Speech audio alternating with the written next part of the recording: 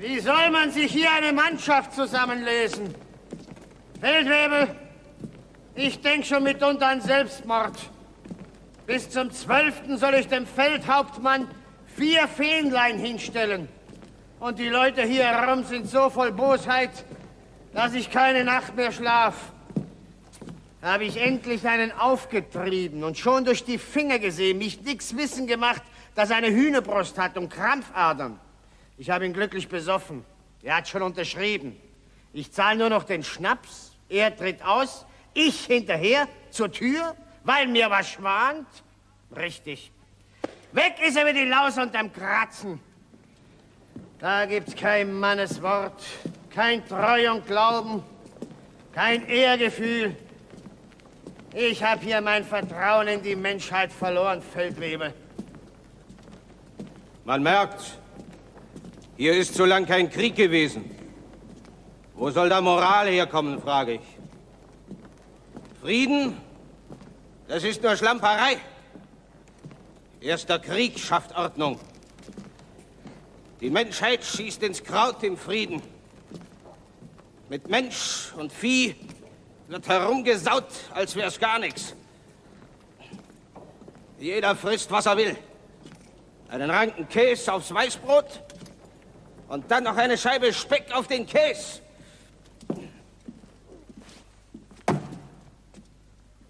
Wie viele junge Leute und gute Gäul diese Stadt da vorn hat, weiß kein Mensch.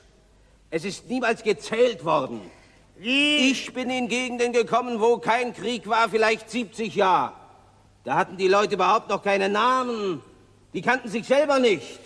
Wie? Nur wo Krieg ist, gibt's ordentliche Listen und Registraturen. Kommt das Schuhzeug in Ballen und das Körn in Säck, wird Mensch und Vieh sauber gezählt und weggebracht. Weil man eben weiß, ohne Ordnung kein Krieg. Wie richtig das ist.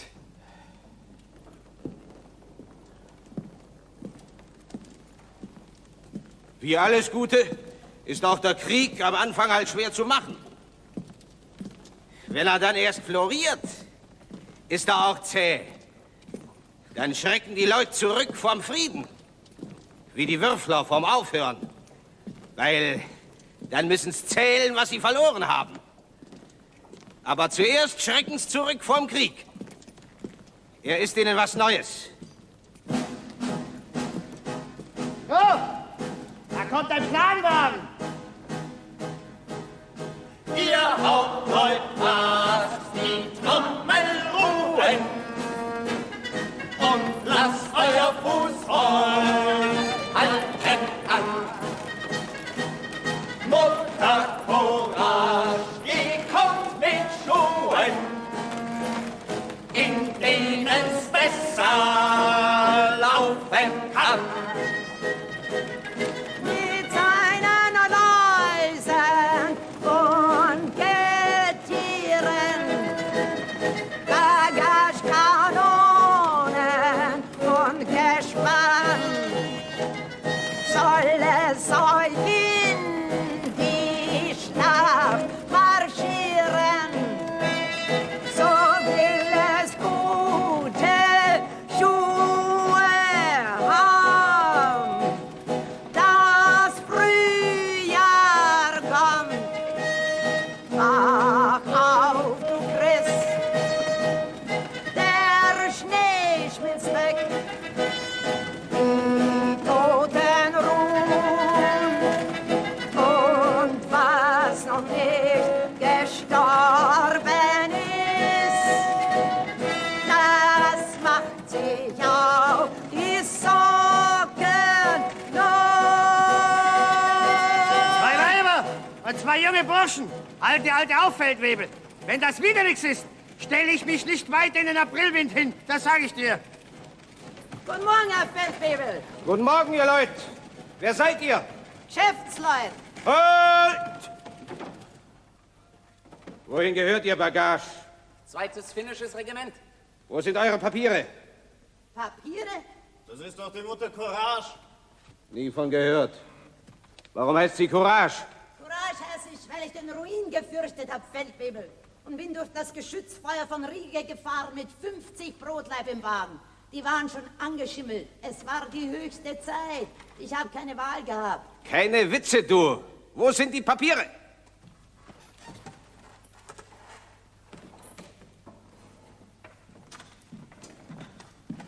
Das sind alle meine Papiere. Da ist ein ganzes Messbuch dabei aus Altötting zum Einschlagen von Gurken. Und da ist eine Landkarte von Mähren. Weiß Gott, ob ich jeder hinkomme. Sonst ist sie für die Katz. Und hier steht's besiegelt, dass mein Schimmel nicht die Maul- und Klauenseuche hat. Leider ist uns umgestanden. Hat 15 Gulden gekostet. Aber nicht mich. Gott sei Dank. Ist das genug Papier? Willst du mich auf den Arm nehmen? Ich werde dir deine Frechheit austreiben. Du weißt, dass du eine Lizenz haben musst. Sie reden sehr anständig mit mir. Und erzählen Sie nicht meinen halbwüchsigen Kindern, dass ich Sie auf den Arm nehmen will. Das gehört sich nicht. Ich habe nichts mit Ihnen. Meine Lizenz beim 2. Regiment ist mein anständiges Gesicht. Wenn Sie es nicht lesen können, kann ich nicht helfen. Einen Stempel lasse ich mir nicht draufsetzen. Feldwebel, ich spüre einen unbotmäßigen Geist heraus bei der Person. Im Lager, da brauchen wir Zucht. Ich dachte Würst. Name. Anna Vierling. Also, dann heißt ihr alle Vierling. Wieso? Ich heiße Vierling, die nicht. Ich denke, das sind alles Kinder von dir. Ja, sind sie ja auch. Aber heißen sie deshalb alle gleich? Der zum Beispiel, der heißt Eilif Nojoki. Warum? Sein Vater hat immer behauptet, er hieße Kojoke oder Mojoke. Der Junge hat ihn noch gut im Gedächtnis. Nur, das war ein anderer, den er im Gedächtnis hat. Ein Franzos mit einem Spitzbart. Aber sonst hat er vom Vater die Intelligenz geerbt. Sieh, da konnte einem Bauern die Hose vom Hintern wegziehen, ohne dass der was gemerkt hat. Und so hat ihm jedes von uns seinen Namen. Was, jedes einen anderen? Sie tun ja gerade, als ob Sie das nicht kennten. Dann ist der wohl ein Chineser. Falsch geraten, ein Schweizer. Nach dem Franzosen. Aber was für ein Franzosen? Ich weiß von keinen Franzosen.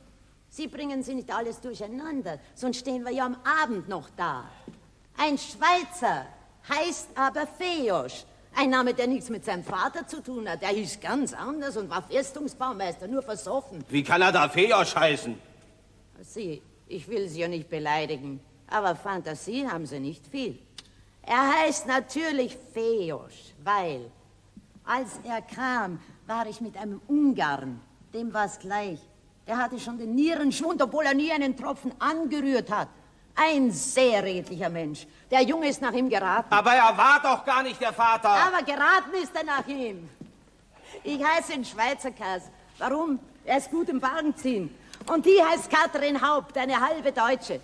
Eine nette Familie, muss ich sagen. Ja, ich bin durch die ganze Welt gekommen mit meinem Planwagen. Das wird alles aufgeschrieben. Du bist also aus Bamberg in Bayern. Wie kommst du hierher? Na, ich kann nicht warten, bis der Krieg gefälligst nach Bamberg kommt. Ihr solltet lieber Jakob Ochs und Esau Ochs heißen, weil ihr doch den Wagen zieht. Aus dem Gespann kommt ihr wohl nie heraus. Mutter, darf ich ihm aufs Maul hauen? Ich möchte gern. Und ich untersag's dir, stehen bleibst. Und jetzt, mein Herr Offizier, brauchen Sie nicht eine gute Pistole oder eine neue Schneide? Die Ihre ist schon abgewetzt, Feldwebel. Ich brauche was anderes. Ich sehe, die Burschen sind wie die Birken gewachsen. Runde Brustkästen. Stämmige Haxen. Warum drückt sich das vom Heeresdienst, möchte ich wissen. Nichts zu machen, Feldwebel. Meine Kinder sind nicht für das Kriegshandwerk. Warum nicht? Das bringt Gewinn, bringt Ruhm. Stiefel verramschen ist Weibersache. Tritt einmal vor. Lass dich anfühlen, ob du Muskeln hast oder ein Hühnchen bist. Ein Hühnchen ist er. Wenn einer ihn ernst anschaut, möchte er umfallen. Und ein Kalb dabei erschlagen, wenn eins neben ihm stünde. Wir sind wohl in Ruhe lassen, der ist nichts für euch. Na, der hat mich grob beleidigt und von meinem Mund aus seinem Maul geredet. Wir zwei gehen dort ins Feld und tragen die Sache aus unter uns Männern. Sei ruhig, ich besorg's ihm, Mutter. Stehen bleibst du, Haderlump, ich kenn dich. Nix wie raufen. Ein Messer hat im Stiefel stechen, tut er. Ich zieh's ihm aus wie einen Milchzahn. Komm, Bürschchen. Hier, Feldwebel, ich sag's dem Obristen. Der steckt euch ins Loch. Der Leutnant ist ein Freier meiner Tochter. Keine Gewalt, Bruder! Was hast du gegen den Heeresdienst? Ihr wollt ihn mir zur Schlachtbank führen. Ich kenne euch. Ihr kriegt 5 Gulden für ihn. Zuerst kriegt er eine schöne Kappe und Stulpenstiefel, nicht? Nicht von dir. Komm mit angeln, sagte der Fischer zum Wurm. Geh und lauf und schrei, sie wollen deinen Bruder stehlen. Und ihr probiert's nur und stehlt ihn. Ich stech euch nieder, ihr Lumpen. Ich werd's euch geben, Krieg mit ihm führen. Wir verkaufen ehrlich Leinen und Schinken und sind friedliche Leute. Das sieht man an deinem Messer, wie friedlich ihr seid. Vorher hast du eingestanden, du lebst vom Krieg. Aber wie soll Krieg sein, wenn es keine Soldaten gibt? Das müssen nicht meine sein. So, den Butzen soll dein Krieg fressen und die Birne soll er ausspucken. Deine Brut soll dir fett werden vom Krieg und ihm gezinst wird nicht. Heißt dich Courage, hä? Und fürchtest den Krieg, deinen Brotgeber. Deine Söhne fürchten ihn nicht, das weiß ich von ihnen. Ich fürchte keinen Krieg. Warum auch? Schaut mich an. Ist mir das Soldatenlos schlecht bekommen? Ich war mit 17 dabei. Du bist noch nicht 70. Ich kann's erwarten. Ja, unterm Boden vielleicht. Willst du mich beleidigen und sagst, ich sterb? Und wenn's die Wahrheit ist, wenn ich sehe, dass du gezeichnet bist, wenn du dreinschaust wie eine Leiche auf Urlaub, hä? Sie hat das zweite Gesicht. Das sagen alle. Sie sagt die Zukunft voraus. Ja, dann sag doch mal dem Herrn Feldwebel die Zukunft voraus. Es möchte ihn amüsieren. Ich halt nichts davon. Gib den Helm. Das bedeutet nicht so viel wie ins Gras scheißen. Nur, dass ich was zum Lachen habe. Eilif, Schweizer Käse, Katrin. So möchten wir alle zerrissen werden, wenn wir uns zu tief in Krieg einlassen täten. Ich werde es Ihnen ausnahmsweise gratis machen. Ich mal ein schwarzes Kreuz auf den Zettel. Schwarz ist der Tod. Und den anderen lässt sie leer, siehst du? Und da falte ich sie zusammen und dann schüttle ich sie durcheinander. So wie wir alle gemischt sind, von Mutterleib an. So, und jetzt ziehst du und weißt Bescheid. Ich nehme nicht jeden. Ich bin bekannt für wählerisch. Aber du hast ein Feuer, das mich angenehm berührt. Blödheit. Nix als ein Augen auswischen. Ein schwarzes Kreuz hat er gezogen. Hin geht er. Lass du dich nicht ins Boxhorn jagen. Für jeden ist keine Kugel gegossen. Du hast mich beschissen. Das hast du dich selber an dem Tag, wo du Soldat geworden bist. Und jetzt fahren wir weiter. Es ist nicht alle Tage Krieg. Ich muss mich dummeln. Hölle und Teufel. Ich lass mich von dir nicht anschmieren. Deinen Bankert nehmen wir mit. Der wird ein Soldat. Ich möcht's schon werden, Mutter. Das Maul hältst, du finnischer Teufel. Der Schweizer Kass will jetzt auch Soldat werden. Na, das ist mir aber was Neues. Ich werde euch auch das Los ziehen lassen müssen. Euch alle drei. Es ist gegen uns gesagt worden, dass es fromm zugeht im schwedischen Lager. Aber das ist üble Nachrede, damit man uns schadet. Gesungen wird nur am Sonntag eine Strophe und nur wenn einer eine Stimme hat. Möchten ihrer Mutter weglaufen, die Teufel, und in den Krieg wie die Kälber zum Salz. Aber ich werde die Zettel befragen. Und da werden Schisseln sehen, dass die Welt kein Freudental ist. Da, fisch dir dein Los heraus.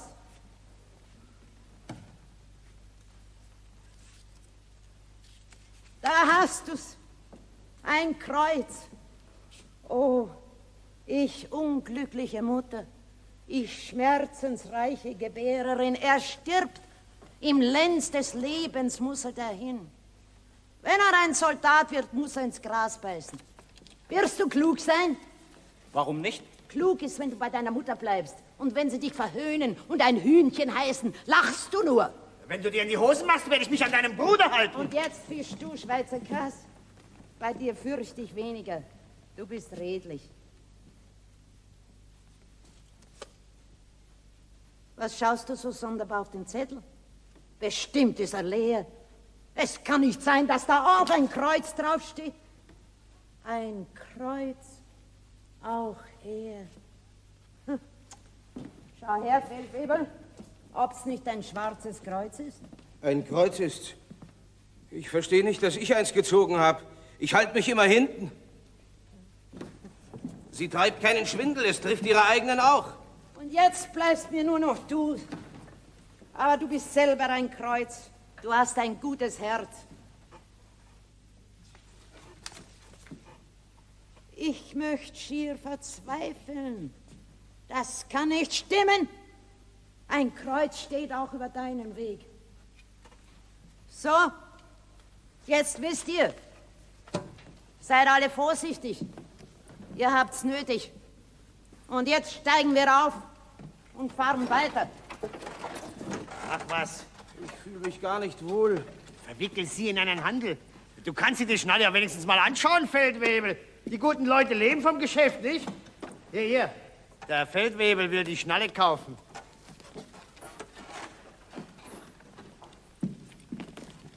Ein halber Gulden. Wert ist so eine Schnall 2 Gulden. Sie ist nicht neu.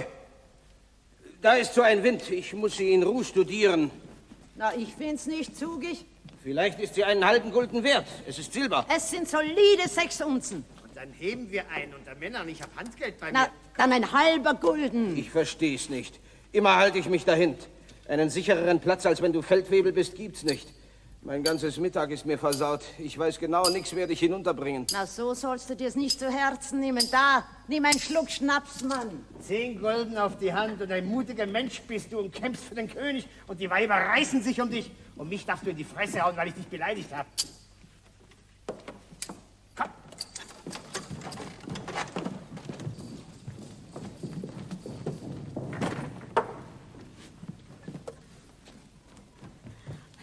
Gleich, Katrin, gleich, der Feldwebel zahlt noch. Ich bin misstrauisch gegen jedes Geld. Bin ein gebranntes Kind, Feldwebel. Aber die Münze ist gut. Und jetzt fahren wir weiter. Wo ist der Eilif? Der ist mit dem Werber weg. Du einfältiger Mensch. Ich weiß, du kannst nicht reden.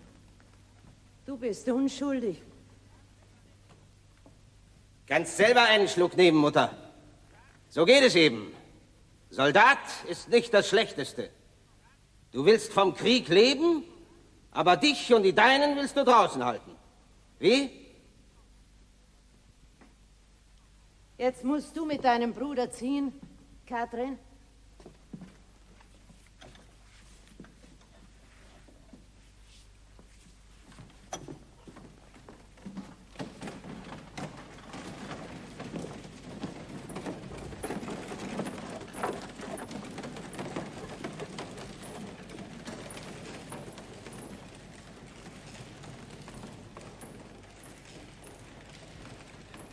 Will vom Krieg leben, wird ihm wohl müssen auch was geben.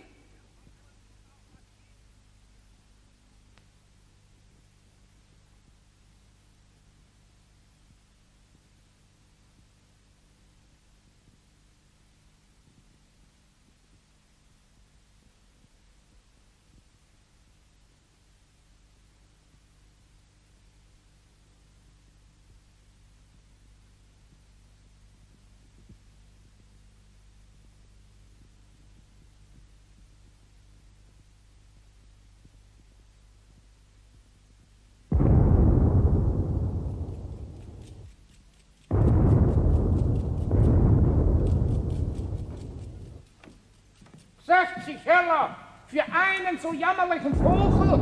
Jammerlicher Vogel, dieses fette Vieh.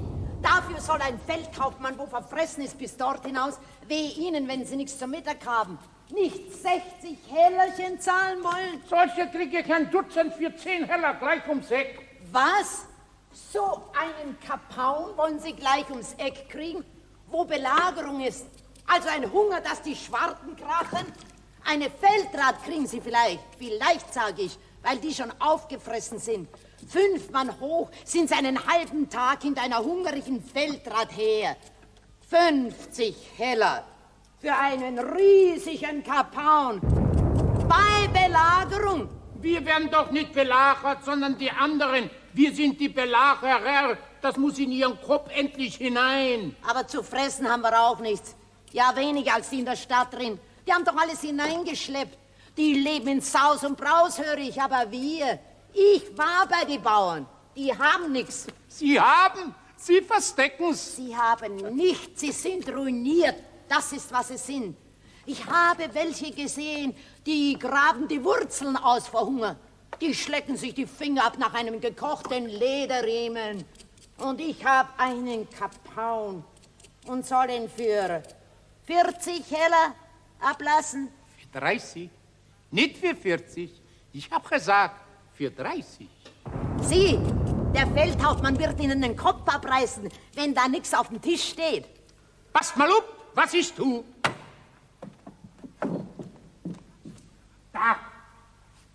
Da habe ich ein Stück Rindfleisch. Das brat ich. Ich Ja. gebe Ihnen eine letzte Bedenkzeit.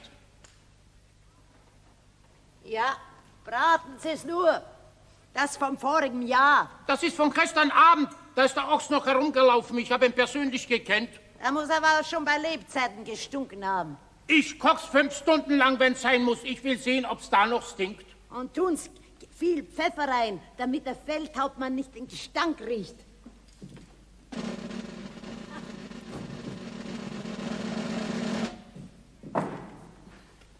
Nun, mein Sohn, herein mit dir zu deinem Feldhauptmann. Setz dich zu meiner Rechten, denn du hast eine Heldentat vollbracht. In einem Glaubenskrieg. Das rechne ich dir besonders hoch an. Wir sind gekommen, ihnen ihre Seelen zu retten. Und was tun sie? Als unverschämte und verdreckte Saubauern uns ihr Vieh wegtreiben. Aber ihrem Pfaffen schieben sie es vorn und hinten rein. Aber du hast ihnen Morris gelehrt. Schenk ich dir eine Kanne Roten ein. Das trinken wir beide aus auf einen Hupp. Der Feldprediger kriegt einen Dreck. Der ist fromm. Und was willst du zum Mittag, mein Herz? Einen Fetzen Fleisch, warum nicht? Koch! Fleisch! Bringt er sich noch Gäste mit, wo nichts da ist? Bauernschinden macht hungrig. Jesus, das ist ja mein Eilif. Wer? Mein Ältester. 2 Jahre habe ich den aus den Augen verloren. Ha, der muss in hoher Gunst stehen, wenn ihn der Feldhauptmann zum Essen einlädt. Und was hast du zum Essen? Nix. Nimm den Kapaun. Er kostet 1 Gulden. Zu essen, Land, du Kochbestie! Sonst erschlag ich dich! Her zum Teufel, du Ich Erpresserin! dachte, das ist so ein jammerlicher Vogel. Jammerlich her, gib ihn. Es ist ein Sündenpreis, 50 Heller. 1 Gulden für meinen Ältesten, dem lieben Gast, sein Feldhauptmann, ist mir nichts zu teuer. Dann aber rupf ihn wenigstens, bis ich ein Feuerchen mach. Was mag der für ein Gesicht machen, wenn er mich wieder sieht? Trink noch einen, mein Sohn. Das ist mein Lieblingsverlerner. Ich habe nur noch ein Fass davon. Oder 2 höchstens. Aber das ist mir's wert, dass ich sehe, es gibt noch einen echten Glauben in meinem Heerhaufen. Der Seelenhirt schaut wieder zu. Weil der predigt nur. Und wie es gemacht werden soll, weiß er nicht. Und nun, mein Sohn Eilif, bericht uns genauer, wie fein du die Bauern geschleckt und die 20 Rinder gefangen hast. Also, das war so. Ich habe erfahren, dass die Bauern ihre versteckten Ochsen aus den Wäldern in ein bestimmtes Holz getrieben haben. Da wollten die von der Stadt sie abholen. Meine Leute, habe ich lustig auf das Fleisch gemacht, hab ihnen 2 Tage lang die schmale Ration noch gekürzt, dass ihnen das Wasser im Maul zusammengelaufen ist, wenn sie bloß ein Wort gehört haben, das mit Füll angeht wie Fluss. Das war klug von dir. Vielleicht. Alles andere war eine Kleinigkeit. Nur, dass die Bauern Knüppel gehabt haben und 3-mal so viele waren wie wir und einen mörderischen Überfall auf uns gemacht haben. 4 haben mich in ein Gestrüpp gedrängt und mir mein Eisen aus der Hand gehauen und gerufen, ergib dich. Was tun, denke ich. Die machen aus mir Hackfleisch. Was hast du getan? Ich hab gelacht. Was hast du? Gelacht? So ist ein Gespräch draus geworden. Ich verleg mich gleich aufs Handeln und sag, 20 Gulden für den Ochsen ist mir zu teuer. Ich biet 15, als wollte ich zahlen. Sie sind verdutzt und kratzen sich die Köpfe. Sofort bück ich mich nach meinem Eisen und hau sie zusammen. Not kennt kein Gebot, nicht? Was sagst du dazu, Seelenhirt? Streng genommen, in der Bibel steht der Satz nicht. Aber unser Herr hat aus 5 Broten 500 herzaubern können. Da war eben keine Not. Und da hat er auch verlangen können, dass man seinen Nächsten liebt, denn man war satt. Heutzutage ist das anders. Aber ganz anders. Jetzt kriegst du doch einen Schluck, du Pharisäer. Zusammengehauen hast du sie, so ist recht. Damit meine braven Leute ein gutes Stückel zwischen die Zähne kriegen. Ja, sofort bück ich mich nach meinem Eisen und hau sie zusammen. In dir steckt ein junger Cäsar. Ich schätze mir einen solchen Soldaten wie dich, Eilif. Einen mutigen. So einen behandle ich wie meinen eigenen Sohn. Komm, Eilif. Schau dir die Lage an. Da braucht's noch viel. Das muss ein sehr schlechter Feldhauptmann sein. Ein Verfressener, aber warum ein schlechter? Weil er mutige Soldaten braucht, drum. Wenn er einen guten Feldzugsplan machen könnte, wozu braucht er da mutige Soldaten? Gewöhnliche täten ausreichen. Überhaupt, wenn es wo so große Tugenden gibt, das beweist, dass da etwas faul ist. Ich dachte, es beweist, dass etwas gut ist. Nein, dass etwas faul ist. Wenn ein Feldhauptmann oder König recht dumm ist und führt seine Leute in die Scheißgasse, dann braucht's Todesmut bei den Leuten. Und wenn einer zu geizig ist und wirbt zu wenig Soldaten an, dann müssen sie lauter Herkulesse sein. Und wenn einer ein Schlamper ist und kümmert sich um nichts, dann müssen sie klug wie die Schlangen sein, sonst sind sie hin. Lauter Tugenden, der ein ordentliches Land, ein guter König und Feldhauptmann nicht brauchen. In einem ordentlichen Land braucht's keine Tugenden. Jeder könnte ganz gewöhnlich sein, mittelgescheit, meinetwegen Feiglinge. Ich wette, dein Vater war ein Soldat. Ein großer, höre ich. Meine Mutter hat mich gewarnt deshalb. Da kann ich ein Lied. Wird's bald mit dem Essen? Sing's uns!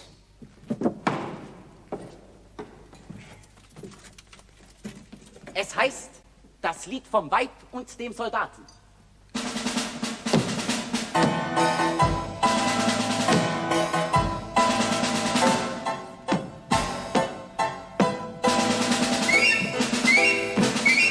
Das Schießgewehr schießt und das Spießmesser spießt und das Eiswasser frisst, die drin warten. Was könnt ihr gegen Eis? Bleibt weg, es ist nicht weiß. Sagt das Wahrheit zum Soldaten. Doch der Soldat mit der Kugel im Lauf hörte die Trommel und lachte darauf. Marschieren kann nimmer mehr schaden, marschieren kann nimmer mehr schaden. Hinab nach dem Süden, nach dem Norden hinauf, und das Spießmesser fängt er, und das Spießmesser fängt er mit Händen auf. Sagten zum Wahrheit die Soldaten.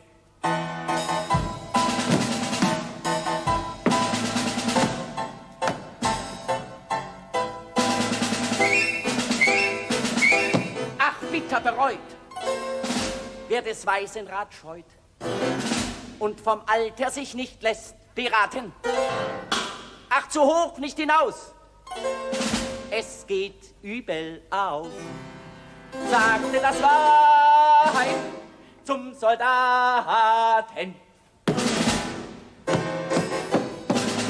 Doch der Soldat mit dem Messer im Gurt lag ihr kalt ins Gesicht und ging über die Flucht. Was konnte das Wasser ihm schaden? Was konnte das Wasser ihm schaden? Wenn weiß der Mond überm Schindeldach steht, kommen alle wir wieder, kommen alle wir wieder, nimmt auf ins Gebet. Sagten zum Weib die Soldaten.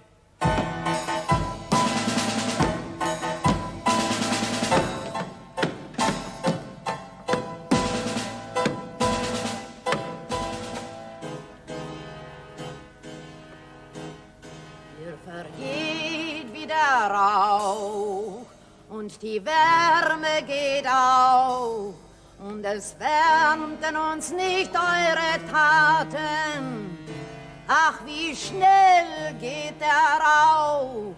Gott behüte ihn auch, sagte das Weib vom Soldaten. Was ist das?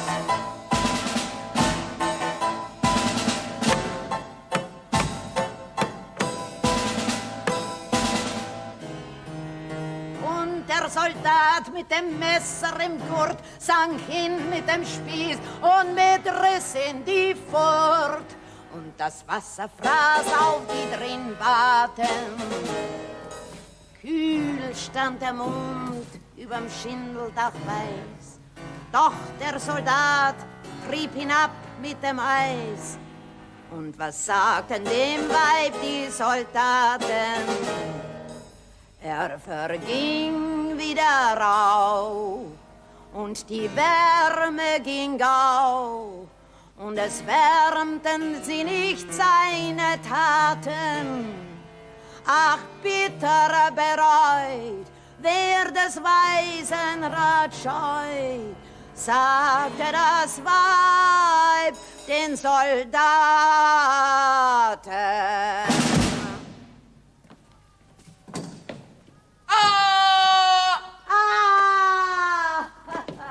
Die erlauben sich heute allerhand in meiner Küche. Dass ich dich wiedersehe. Wo sind die anderen? Wohlauf wie die Fische im Wasser. Der Schweizer Kass ist Zahlmeister geworden beim zweiten. So kommt er mir wenigstens nicht ins Gefecht. Ganz konnte ich ihn nicht raushalten. Und? Was macht dein Fußwerk? Na, am Morgen komme ich als schwer in die Schuhe rein. So, du bist die Mutter. Ja, das bin ich, Herr Feldhauptmann. Ich hoffe, du hast noch mehr Söhne für mich. Wie den da. Wenn das nicht mein Glück ist, sitzt du da in der Küche und hörst, wie dein Sohn ausgezeichnet wird. Ja, ich hab's gehört. Weil ich die Ochsen gefangen habe? Nein, weil du dich nicht ergeben hast, wie die Vieh auf dich losgegangen sind und haben aus dir Hackfleisch machen wollen. Habe ich dir nicht gelernt, dass du auf dich Acht geben sollst? Du finnischer Teufel, du!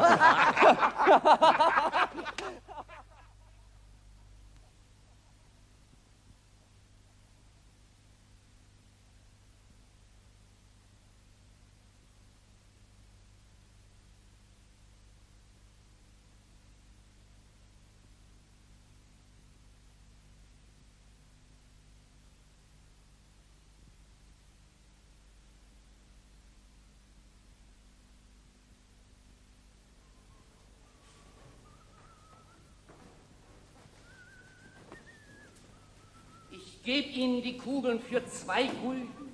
Das ist billig. Ich brauche das Geld, weil der Obrist seit 2 Tagen mit der Offizier sauft und der Likör ausgegangen ist. Das ist Mannschaftsmunition. Wenn die bei mir gefunden wird, komme ich vor das Feldgericht. Ihr verkauft den Kugeln, ihr Lump, und die Mannschaft hat nichts zum Schießen vom Feind. Sind's nicht hartherzig? Eine Hand wäscht die andere. Heeresgut nehme ich nicht. Nicht für den Preis. Sie können's für 5 Gulden, sogar für 8 noch heute Abend, diskret an den Zeugmeister vom Vierten verkaufen, wenn Sie ihm eine Quittung auf 12 Gulden ausstellen. Der hat überhaupt keine Munition mehr. Warum machen Sie das nicht selber? Weil ich ihm nicht trau. Wir sind befreundet. Aha. Ich nehm's, trag hinter. Zahle ihm 1,5 Gulden aus. 2 Gulden. Ich sag 1,5. Och.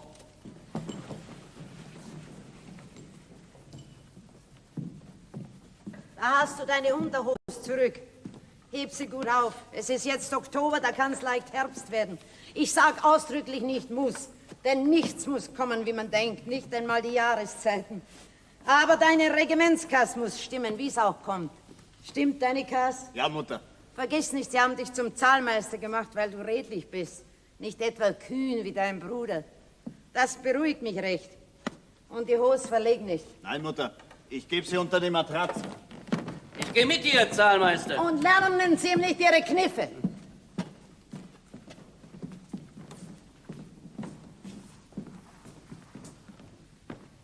Könntest auch grüßen, Zeugmeister. Die sehe ich gar nicht gern zusammen. Der ist keine Gesellschaft für meinen Schweizer Käse. Aber der Krieg lässt sich nicht schlecht an. Bis alle Länder drin sind, kann er 4, 5 Jahre dauern wie nix. Mit ein bisschen Weitblick und keine Unvorsichtigkeit. Und ich kann gute Geschäfte machen. Weißt du nicht, dass du nicht trinken sollst am Vormittag mit deiner Krankheit? Er sagt, dass ich krank bin. Das ist eine Verleumdung. Alle sagen's. Weil alle lügen, Mutter Courage. Ich bin ganz verzweifelt, weil alle gehen um mich herum, wie um einen faulen Fisch. Wozu richte ich noch meine Wut her? Drum trinke ich am Vormittag. Ich hätte zu Hause bleiben sollen, wie mein Erster mich verlassen hat. Stolz ist nix für unser einen. Dreck muss man schlucken können, sonst geht's abwärts. Jetzt fang mir nur nicht wieder mit deinem Peter an und wie alles gekommen ist von meiner unschuldigen Tochter. Grad soll sie's hören, damit sie abgehärtet wird. Gegen die Liebe. Da wird keine abgehärtet. Dann erzähl ich's, weil mir davon leichter wird. Er war ein Soldatenkoch, blond, ein Holländer, aber mager. Katrin, hüt dich vor die Mageren. Aber das wusste ich damals noch nicht. Auch nicht, dass er damals schon noch eine andere gehabt hat. Und dass sie ihn überhaupt schon Pfeifenpeter genannt haben. Weil er die Pfeifen nicht aus dem Maul genommen hat dabei. So beiläufig war es bei ihm. Ich war erst 17 Jahre, da kam der Feind ins Land. Er legte beiseit den Säbel und gab mir freundlich seine Hand.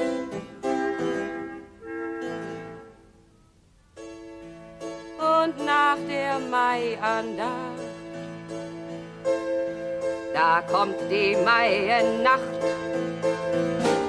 Das Regiment stand im Giert. Dann wurde getrommelt, wie's der Brauch. Dann nahm der Feind uns hinterm Strauch und hat fraternisiert.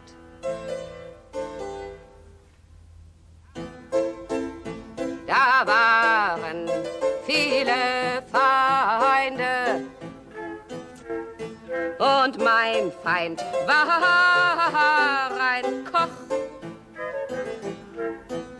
Ich hasste ihn bei Tage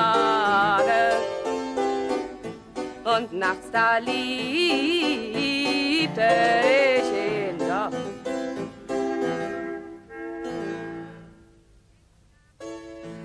Denn nach der Maiandacht,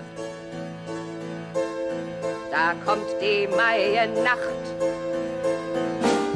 Das Regiment steht im Geviert. Dann wird getrommelt, wie's der Brauch. Dann nimmt der Feind uns hinterm Strauch.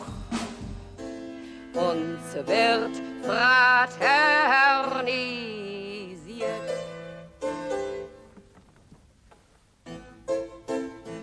Die Liebe, die ich spürte, war eine Himmelsmacht.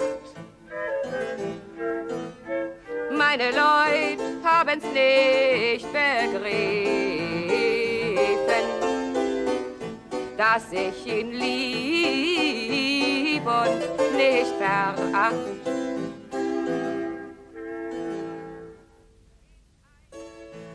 In einer trüben Früh begann mein Qual und Müh. Das Regiment stand im Geviert. Dann wurde getrommelt, wie's der Brauch.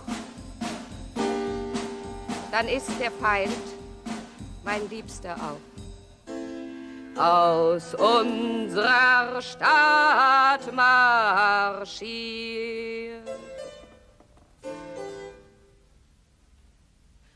Ich bin ihm leider nachgefahren. hab ihn aber nie getroffen. Ist jetzt 5 Jahre her.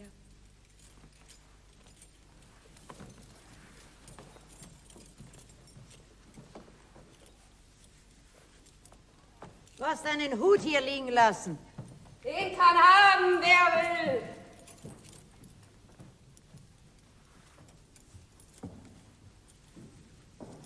Lass dir's also zur Lehre dienen, Kathrin. Nie fang mir was an mit Soldatenvolk. Die Liebe ist eine Himmelsmacht, ich warn dich. Sogar mit die, wo nicht beim Heer sind, ist kein Honigschlecken. Er sagt, er will den Boden küssen, über den deine Füße gehen. Hast du sie gewaschen gestern, weil ich gerade dabei bin? Und dann bist du sein Dienstbote. Sei froh, dass du stumm wirst. Da willst du nie die Zunge abbeißen, weil du die Wahrheit gesagt hast. Seine Gottes Geschenk, stumm sein.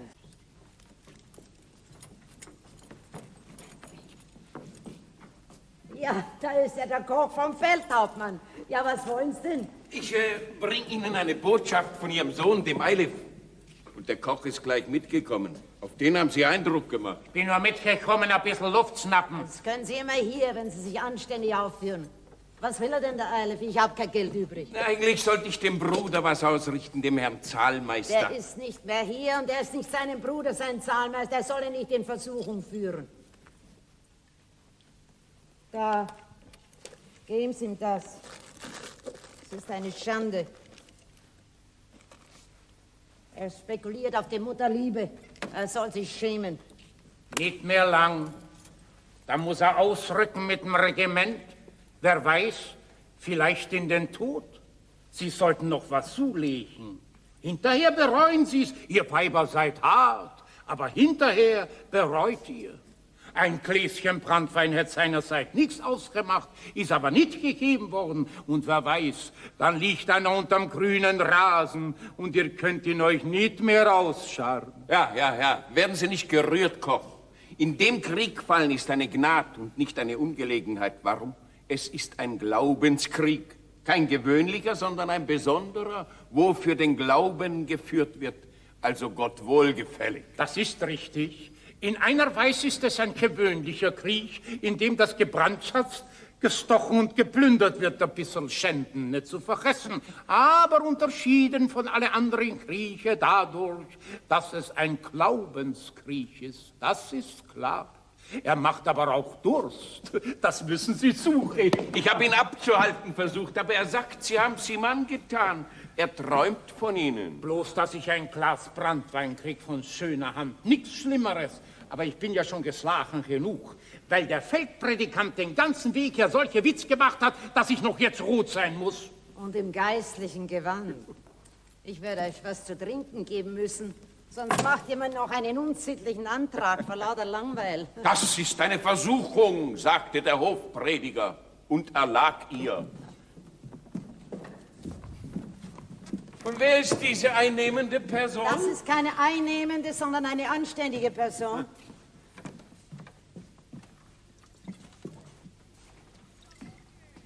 Na zdorowje! Die Polen hier in Polen hätten sich nicht einmischen dürfen. Es ist richtig, unser König ist bei ihnen eingezogen mit Ross und Mann und Wagen.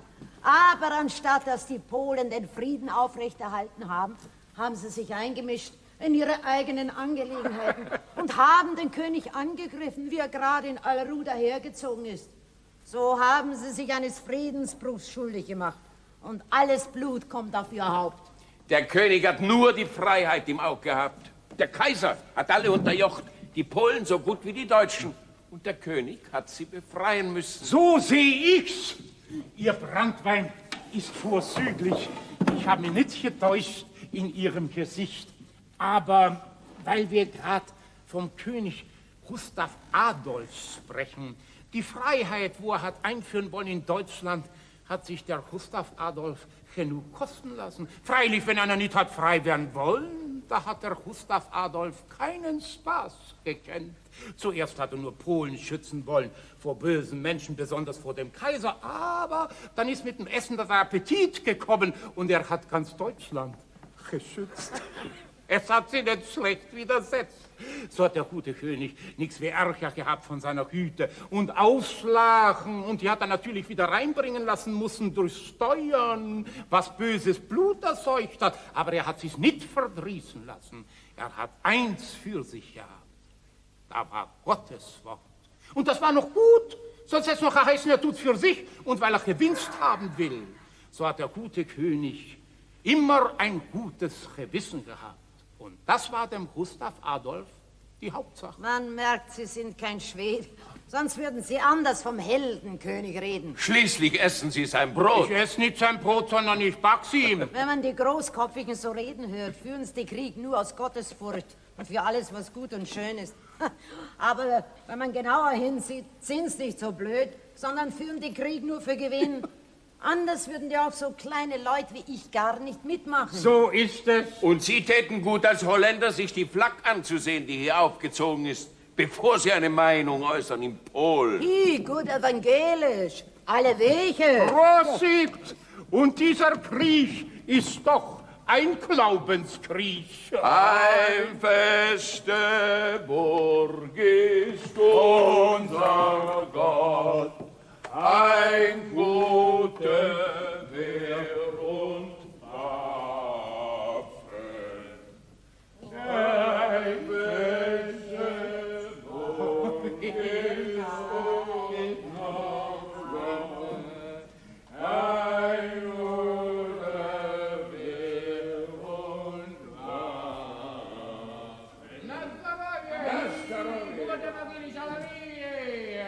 Ein feste Burg ist unser Gott, ein guter Wehr und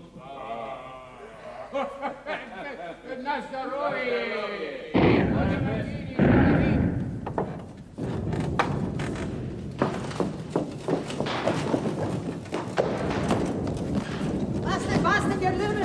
Muss doch erst eine Welt stecken. Die Katholischen! Ein Überfall! Wir wissen nicht, ob wir noch wegkommen! Bring das Geschütz weg! Gottes Willen, ich muss zum Feldhauptmann! Courage! Ich komme nächsten Tag mal rüber zu einer kleinen Gespräch! Halt, Sie haben Ihre Pfeife hier liegen lassen. Lassen Sie die Hut, ich brauche Sie! Gerade jetzt, wo wir ein bisschen verdient hätten. Ja, dann gehe ich halt auch. Freilich, wenn der Feind schon so nah heran ist, möchte es gefährlich sein. Selig sind die Friedfertigen, heißt im Krieg.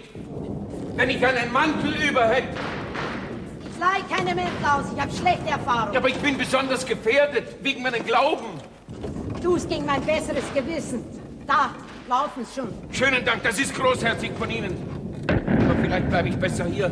Es möchte Verdacht erregen und den Feind auf mich ziehen, wenn ich laufend gesehen werde. Was denn, du Esel?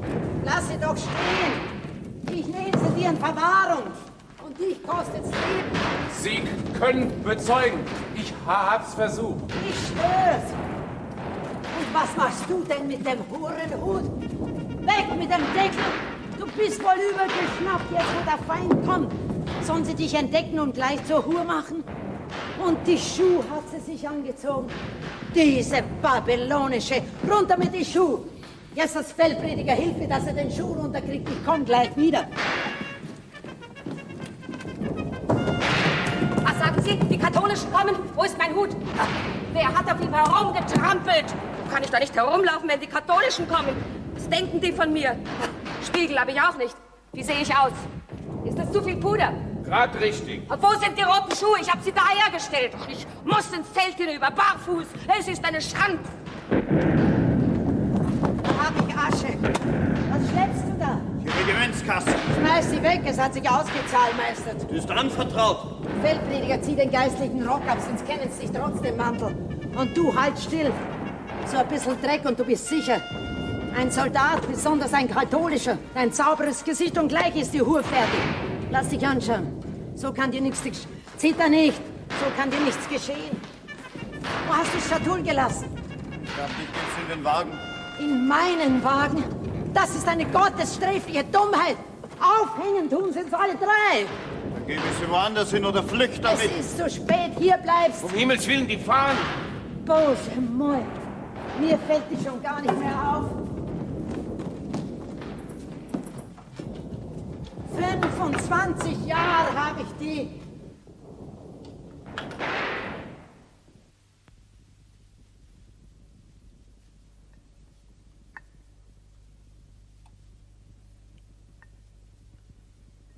Das ist schon der 3. Tag, dass ich hier faul herumsitze.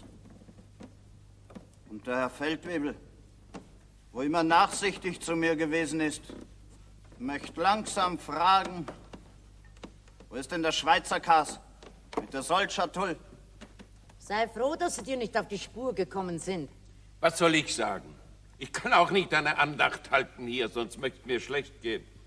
Wes das Herz voll ist, des läuft das Maul über Eis. Aber weh, wenn's mir überläuft. So ist's.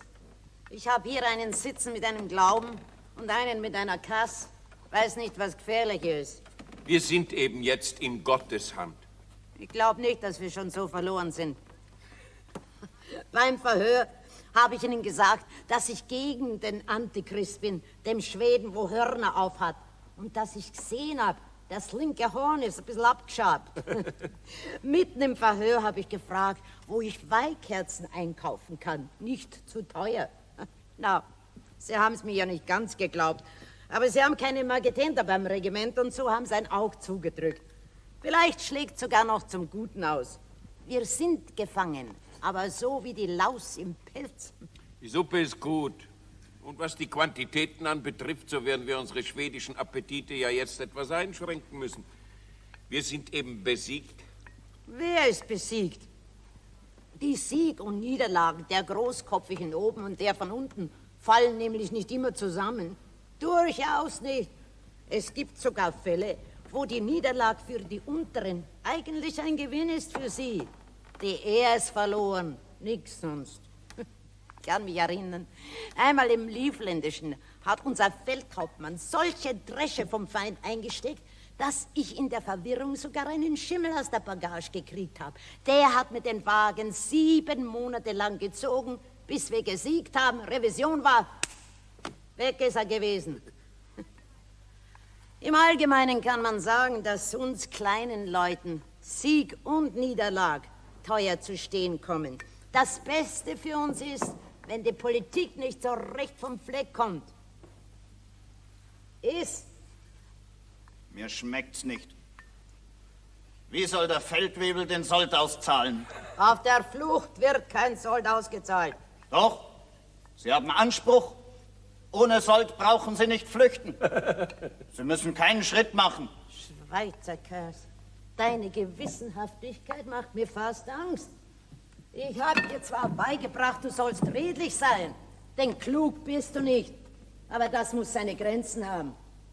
Weltprediger, ich gehe jetzt mit Ihnen eine katholische Fahne einkaufen und Fleisch. Nur gut, dass Sie mir meinen Handel erlauben.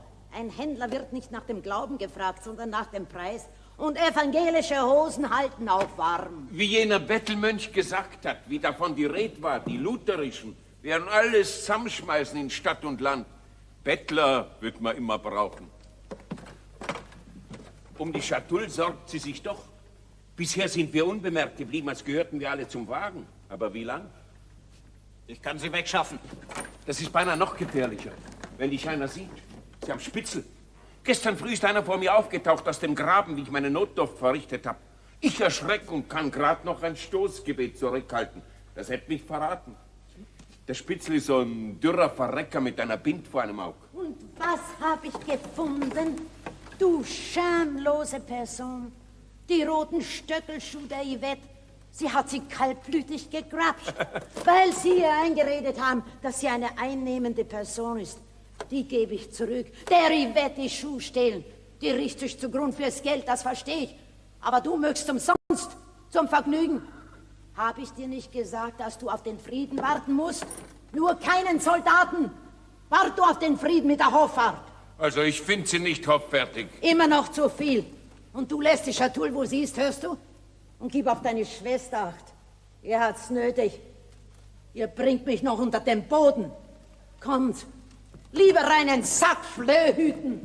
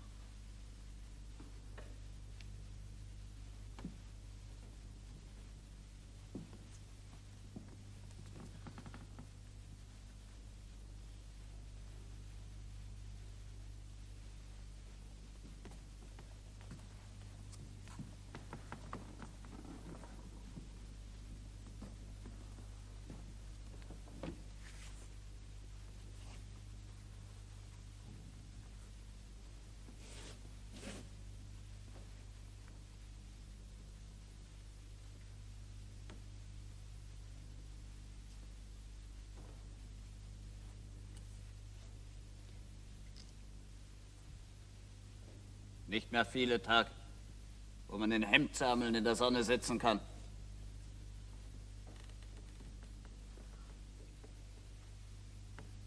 Ja.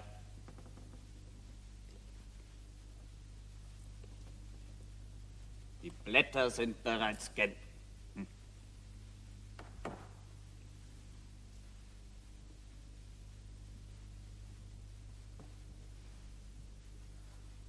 Ich trinke nicht. Ich denke nach.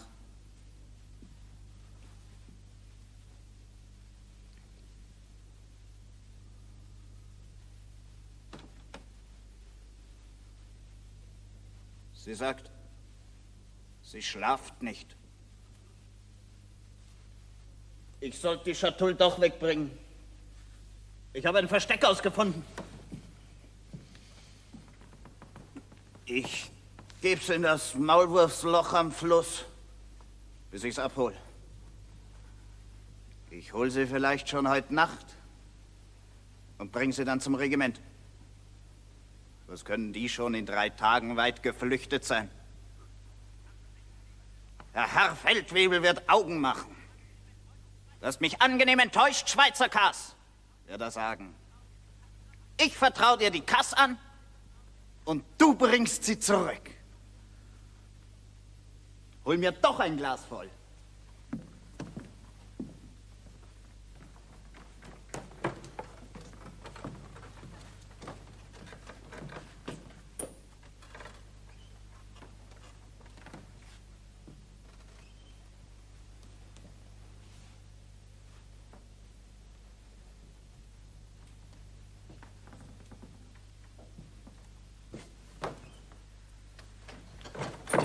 Gott zum Gruß, liebes Fräulein. Haben Sie hier einen vom Quartier des 2. Finnischen gesehen?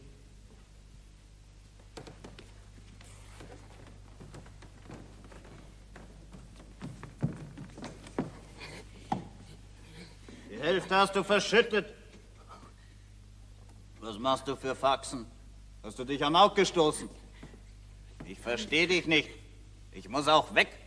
Ich hab's beschlossen, es ist das Beste. Ich möchte wissen, was du meinst. Du meinst sicher gut, armes Tier, kannst dich nicht ausdrücken.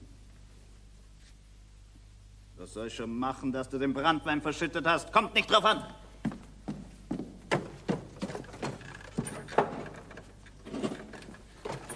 Jetzt halt mich aber nicht auf, sonst werde ich böse. Vielleicht komme ich wieder.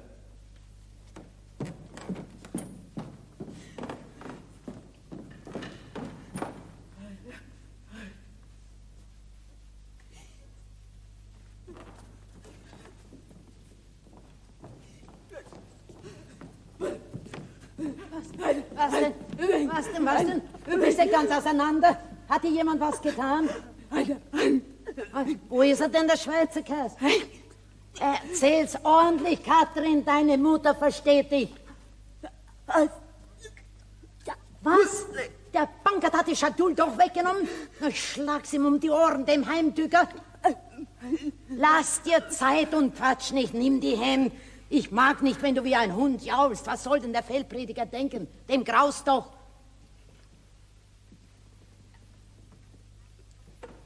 Ein Einäugiger war hier? Der Einäugige ist ein Spitzel. Haben Sie den Schweizer Kass gefasst? Dann sind wir aus. Ziehen's die neue Fahne auf.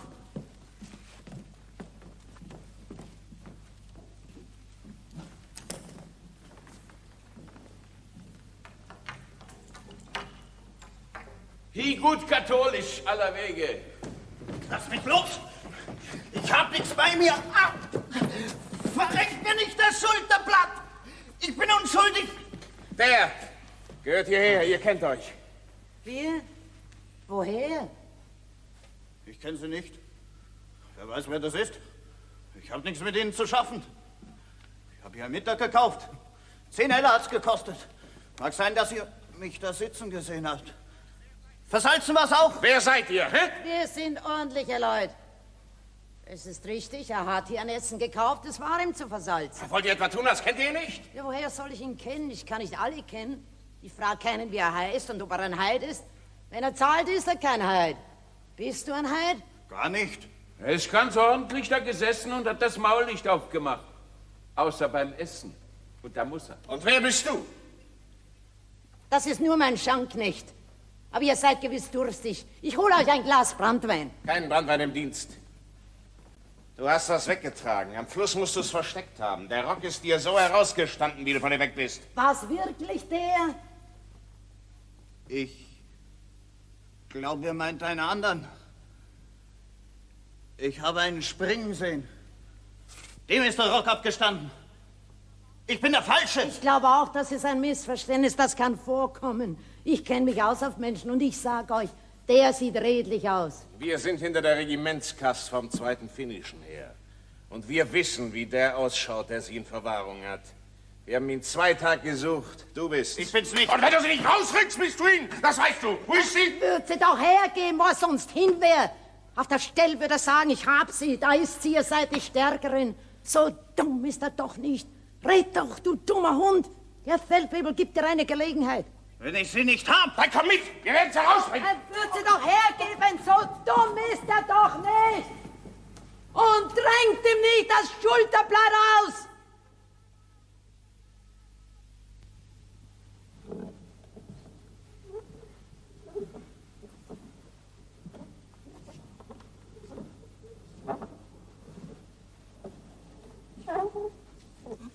Solche Fälle, wo es einen erwischt hat, sind in der Religionsgeschichte nicht unbekannt. Ich erinnere nur an die Passion von unserem Herrn und Heiland. Da gibt's ein altes Lied darüber.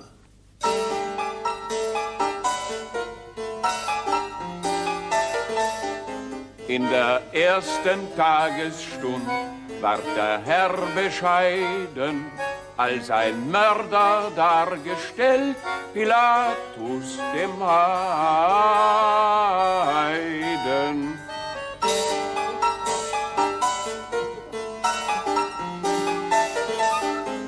Um 3 ward der Gottessohn mit Geißeln geschmissen, ihm sein Haupt mit einer Kron von Dornen zerrissen.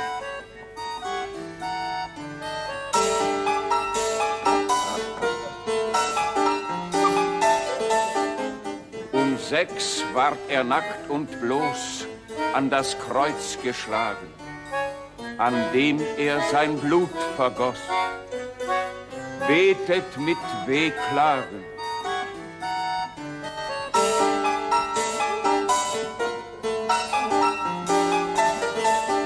Jesus schrie zur 9. Stund, klaget sich verlassen, bald ward Gall in seinen Mund, mit Essig gelassen.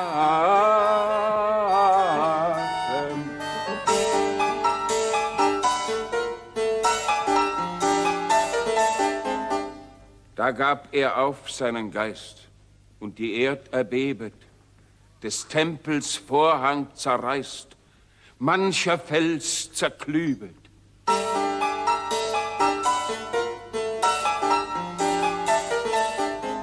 Da hat man zur Vesperzeit der Schächer Bein zerbrochen. Jesus ward in seine Seite mit einem Speer gestochen.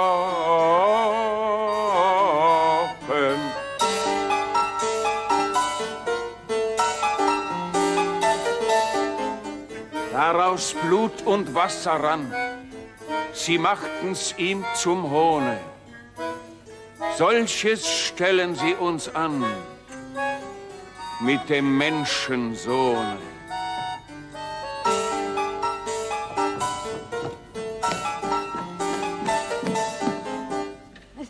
Es ist auf Leben und Tod. Aber der Feldwebel soll mit sich reden lassen. Nur dürfen wir nicht aufkommen lassen, dass es unser Schweizer Kass ist, sonst haben wir ihn begünstigt. Es ist nur eine Geldsache. Aber wo nehmen wir das Geld her? War die Wett nicht da? Ich habe sie unterwegs getroffen. Die hat schon einen Obristen aufgegabelt. Vielleicht kauft ihr der einen Magadenderhandel. Ja, wollen Sie wirklich verkaufen? Ja, woher soll ich denn das Geld für den Feldwebel nehmen? Aber wovon wollen Sie leben? Das ist es. Liebste Courage, dass wir uns so bald wiedersehen. Er ist nicht abgeneigt. Das ist mein guter Freund, der mich berät im Geschäftlichen. Ich höre nämlich zufällig, Sie wollen Ihren Wagen verkaufen. Umstände halber. Ich würde reflektieren. Verpfänden, nicht verkaufen. Nur nichts Vorschnelles. So ein Wagen kauft sich nicht leicht wieder in Kriegszeiten. Ah, ist nur verpfänden? Ich dachte verkaufen. Ja, weiß nicht, ob ich da Interesse habe. Was meinst du? Ganz deiner Meinung, Liebe. Er wird nur verpfändet. Ich dachte, Sie müssen das Geld haben. Ich muss das Geld haben, aber lieber laufe ich mit den Füßen in den Leib nach einem Angebot, als dass ich gleich verkaufe. Warum? Wir leben von dem Wagen.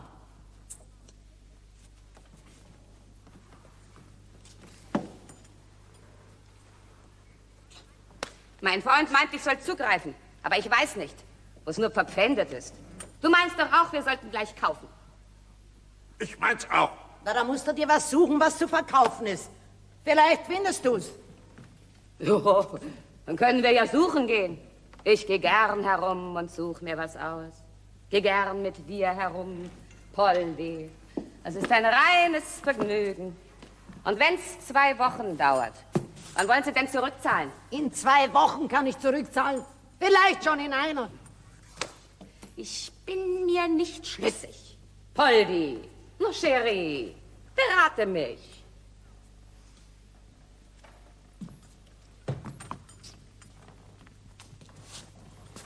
Ich weiß, sie muss verkaufen. Da habe ich keine Sorge.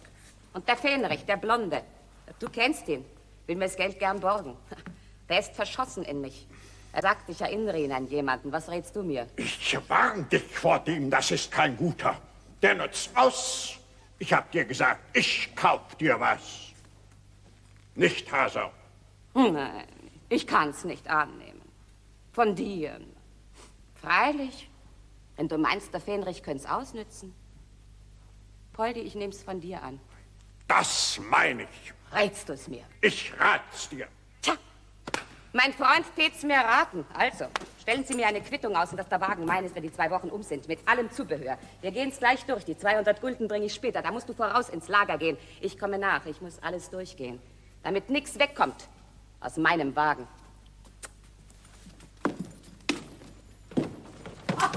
Stiefel sind's aber wenige. Yvette, es ist jetzt keine Zeit, deinen Wagen durchgehen. Du hast mir versprochen, dass du mit dem Feldwebel reden wirst wegen meinem Schweizer Kass. Da ist keine Minute zu verlieren. Ich höre, in einer Stunde kommt er vors Feldgericht. Nur noch die Leinenhemden möchte ich durchzählen. Du Hyänenvieh! Es geht um Schweizer Kass. Ich hab den Einäugigen ins Gehölz bestellt. Sicher, der ist schon da. Uns müssen nicht gleich die ganzen 200 sein. Geh bis 150, das reicht auch. Ich bitte mir aus, dass Sie sich draußen halten. Sie werden Ihre Zwiebelsuppe schon kriegen. Lauf und handel nicht herum. Es geht ums Leben. Courage, ich wollte Ihnen ja nichts reinreden. Aber wovon sollen wir leben? Sie haben eine erwerbsunfähige Tochter am Hals. Aber ich rechne doch mit der Regimentskasse 7 gescheiter. Die Spesen werden Sie ihm doch wohl bewilligen.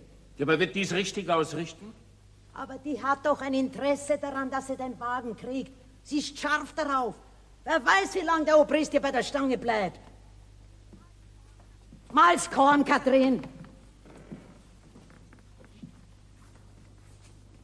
Und Sie stehen Sie auch nicht herum wie Jesus am Ölberg.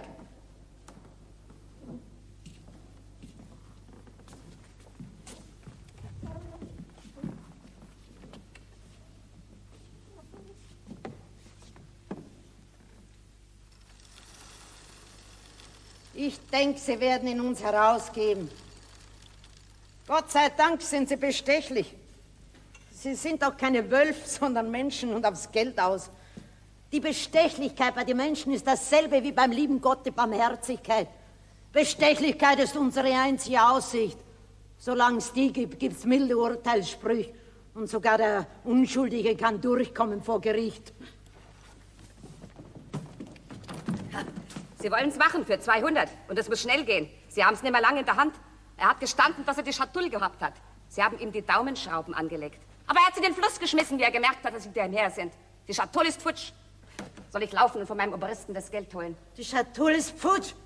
Ja, wie soll ich denn dann meine 200 wiederkriegen? Oh, Sie haben geglaubt, Sie können es aus der Schatulle nehmen. Ja, da wäre ich auf Fein hereingelegt worden. Machen Sie sich keine Hoffnungen. Sie müssen schon zahlen, wenn Sie den Schweizer Kas wiederhaben wollen. Oder vielleicht soll ich jetzt die ganze Sache liegen lassen, damit Sie Ihren Wagen behalten können. Damit habe ich nicht gerechnet. Du brauchst nicht drängen. Du kommst schon zu dem Wagen. Er ist schon weg. Ich habe ihn 17 Jahre gehabt. Ich muss nur einen Augenblick überlegen. Es kommt ein bisschen schnell. Was mache ich? 200 kann ich nicht geben. Etwas muss ich in der Hand behalten, sonst kann mich jeder beliebig in den Straßengraben schubsen.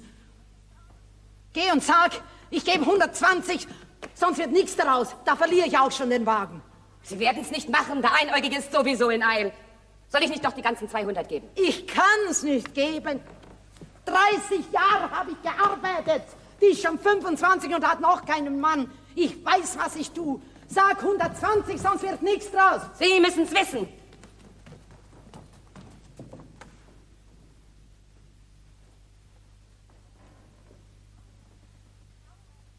Los, an die Arbeit.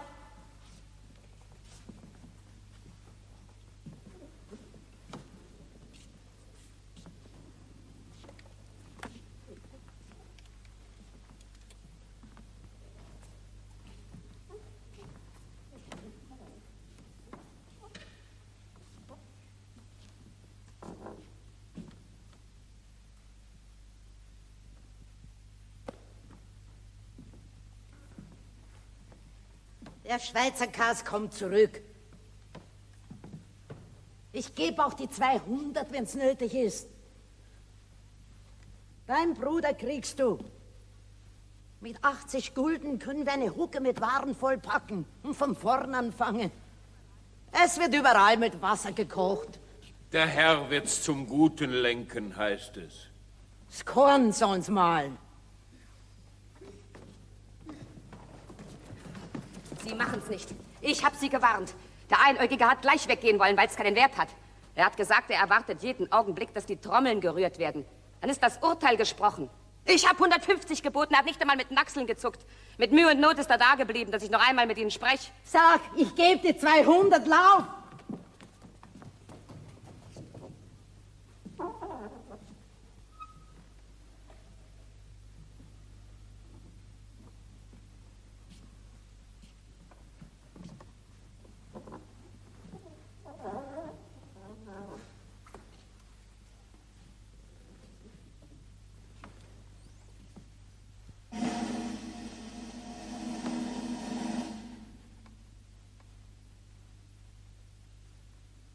Mir scheint, ich habe zu lang gehandelt.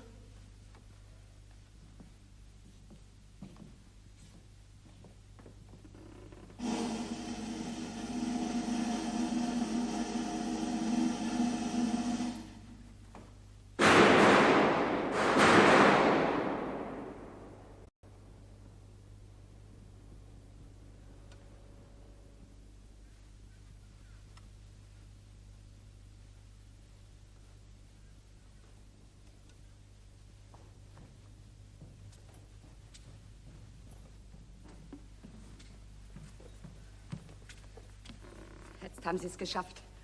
Mit dem Handeln. 11 Kugeln hat er gekriegt, sonst nichts. Sie verdienen es nicht, dass ich mich überhaupt noch um Sie kümmere, aber ich habe aufgeschnappt, dass Sie nicht glauben, die Kasse ist wirklich im Fluss. Sie haben einen Verdacht, sie ist hier. Überhaupt, dass Sie eine Verbindung mit ihm gehabt haben. Sie wollen ihn herbringen, ob Sie sich verraten, wenn Sie ihn sehen. Sie sind dicht hinter mir. Soll ich die Katrin weghalten? Weiß sie's. Vielleicht hat sie nichts gehört von Trommeln oder nicht verstanden. Sie weiß. Hol sie.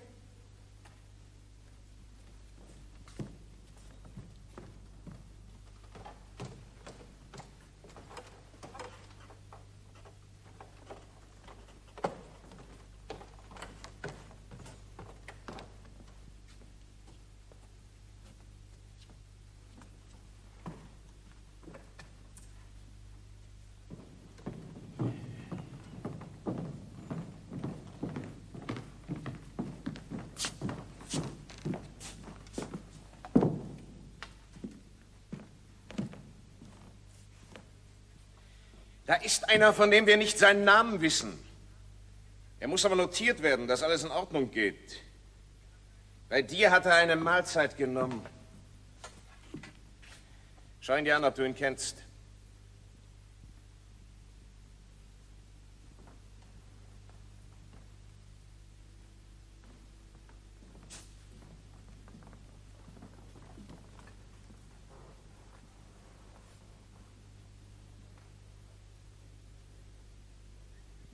Kennst du ihn?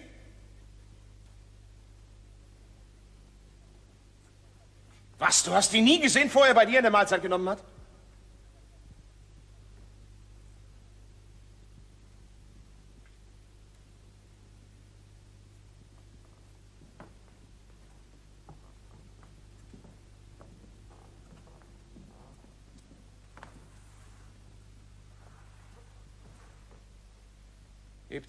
Gebt ihn auf den Schindanger.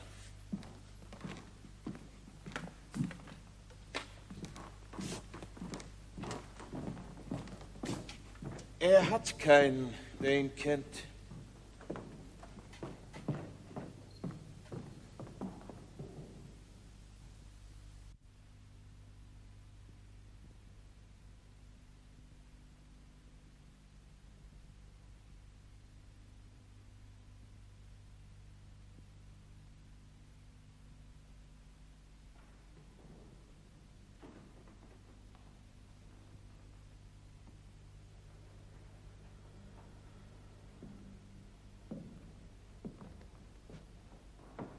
Ich kenne Sie.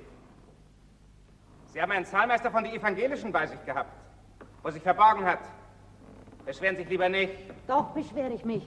Ich bin unschuldig. Und wenn ich es zulasse, schaut's aus, als ob ich ein schlechtes Gewissen hätte.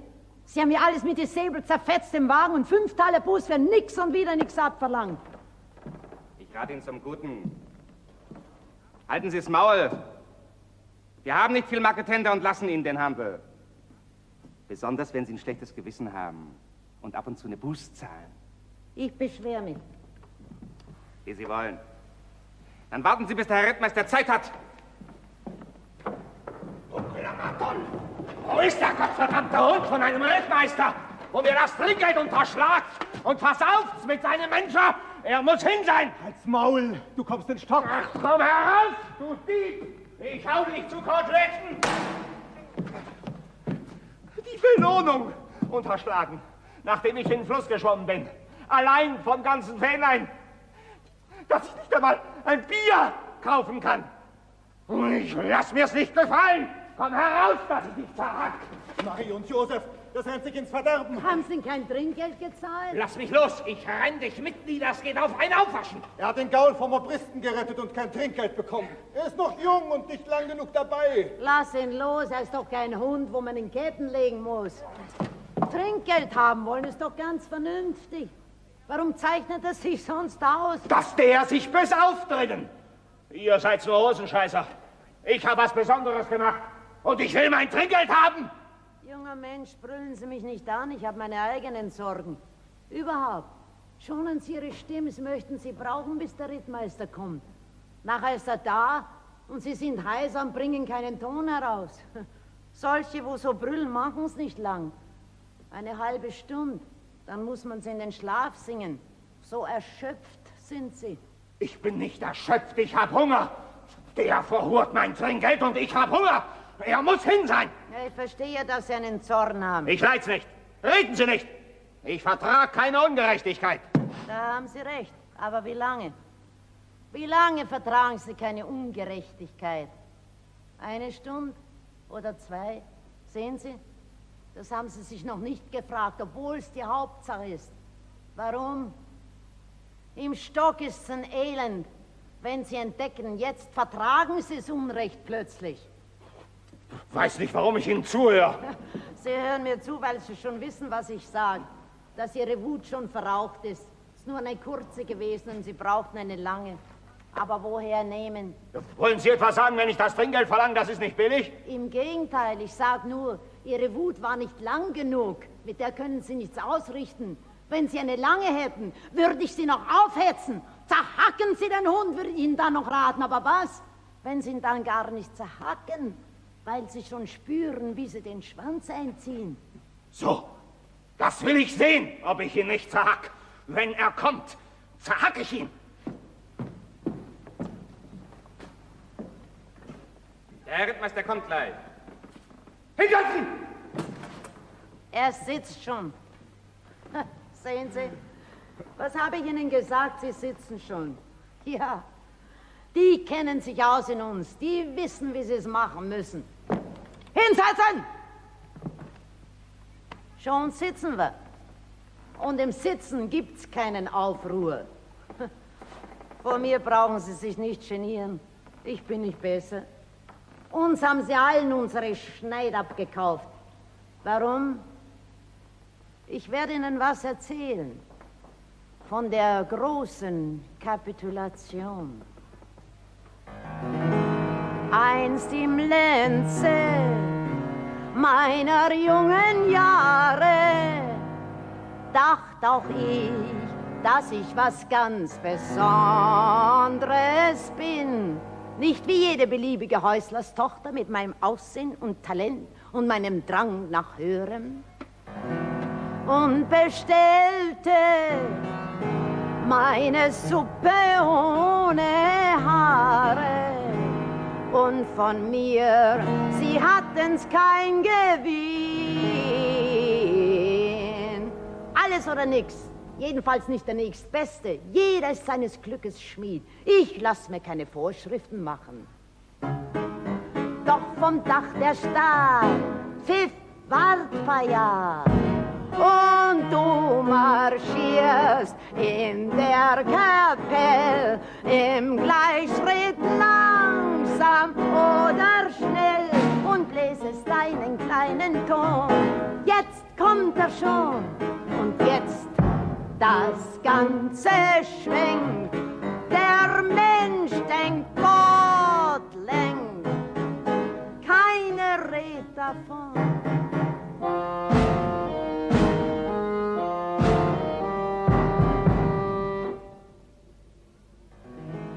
Und bevor das Jahr ward abgefahren, lernte ich zu schlucken meine Medizin. 2 Kinder auf dem Hals und bei dem Brotpreis und was alles verlangt wird. Als sie einmal mit mir fix und fertig waren, hatten sie mich auf dem Arsch und auf den Knien. Man muss sich stellen mit den Leuten. Eine Hand wäscht die andere. Mit dem Kopf kann man da nicht durch die Wand. Und vom Dach der Stadt pfiff noch kein Jahr. Und sie marschiert in der Kapelle im Gleichschritt langsam oder schnell und bläset ihren kleinen Ton. Jetzt kommt er schon und jetzt das Ganze schwenkt. Der Mensch denkt, Gott lenkt. Keiner redet davon.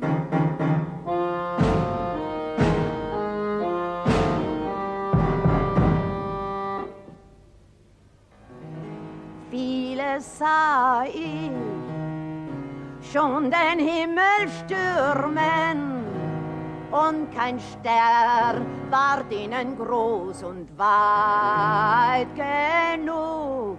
Der Tüchtige schafft es, wo ein Wille ist auch ein Weg. Wir werden den Laden schon schmeißen.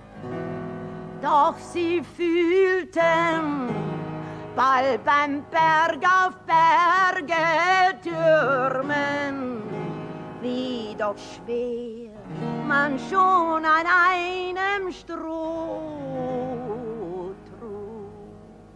Man muss sich nach der Decke strecken und vom Dach der Stadt pfeift Wartpeier. Und sie marschiert in der Kapelle im Gleichschritt langsam oder schnell und lasen ihren kleinen Ton. Jetzt kommt er schon und jetzt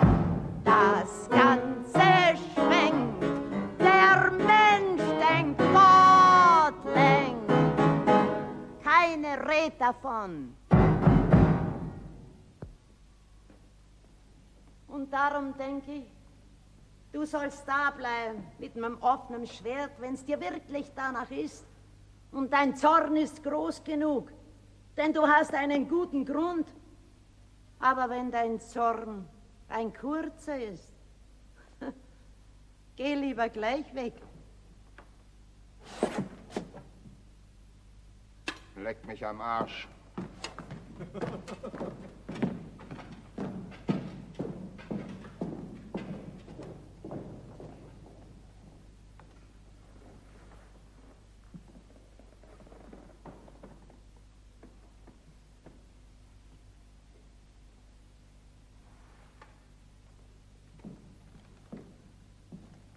Der Rittmeister ist gekommen.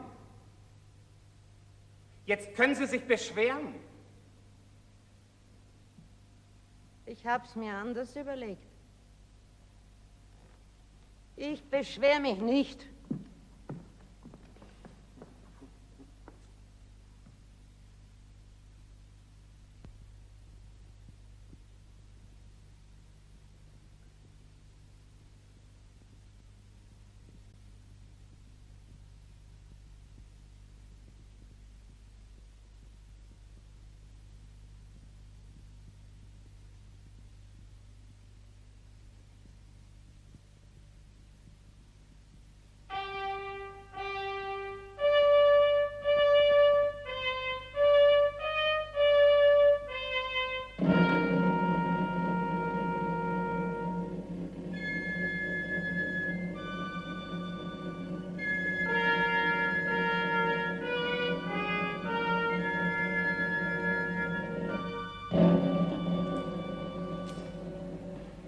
Jetzt setzt sich der Trauerzug in Bewegung. Schade um den Feldhauptmann. 22 Paar von die Socken. Dass er gefallen ist, heißt es, war ein Unglücksfall. Es war Nebel auf der Wiesen, der war schuld. Der Feldhauptmann hat noch einem Regiment zugerufen, sie sollen todesmutig weiterkämpfen und ist dann zurückgeritten. In dem Nebel hat er sich aber in der Richtung geirrt, sodass er nach vorn war und er mitten in der Schlacht eine Kugel erwischt hat. 10 Leibriemen.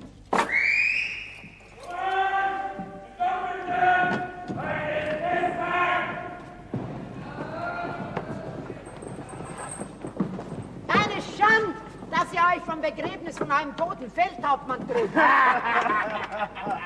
Man hätte das Geld nicht vorm Begräbnis auszahlen sollen. Jetzt besaufen Sie sich, anstatt dass Sie zum Begräbnis gehen.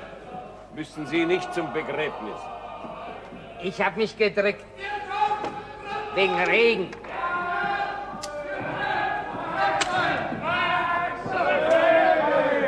Nein! Herein kommt ihr mir nicht mit euren Dreckstiefel. Ihr könnt draußen saufen. Hey! Erst Geld.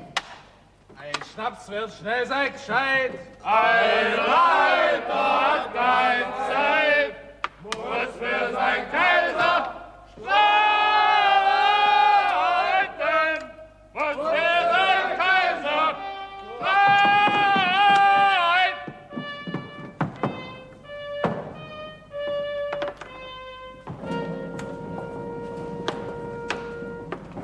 Jetzt defilieren's vor der hohen Leich.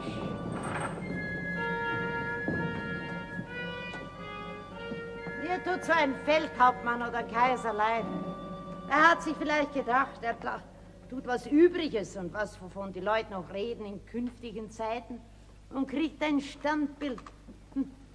Zum Beispiel, er erobert die Welt. Ja, das ist also ein großes Ziel für einen Feldhauptmann.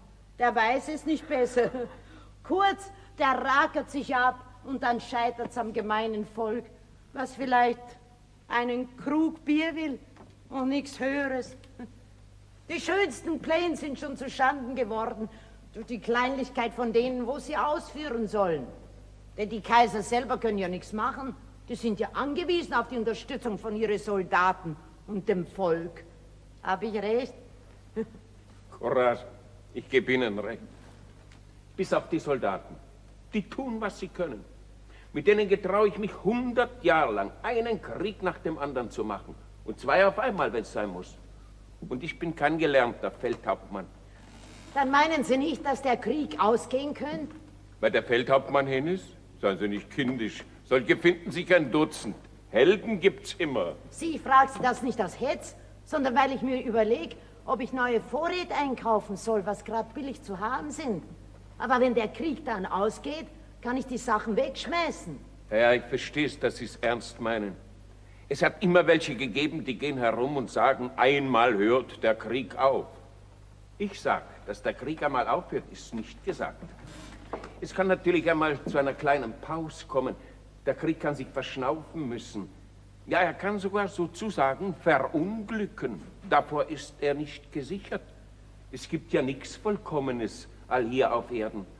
Einen vollkommenen Krieg, so dass man sagen könnte, an dem ist nichts mehr auszusetzen, wird es vielleicht nie geben. Plötzlich kann er ins Stocken kommen, an was Unvorhergesehenem. An alles kann kein Mensch denken.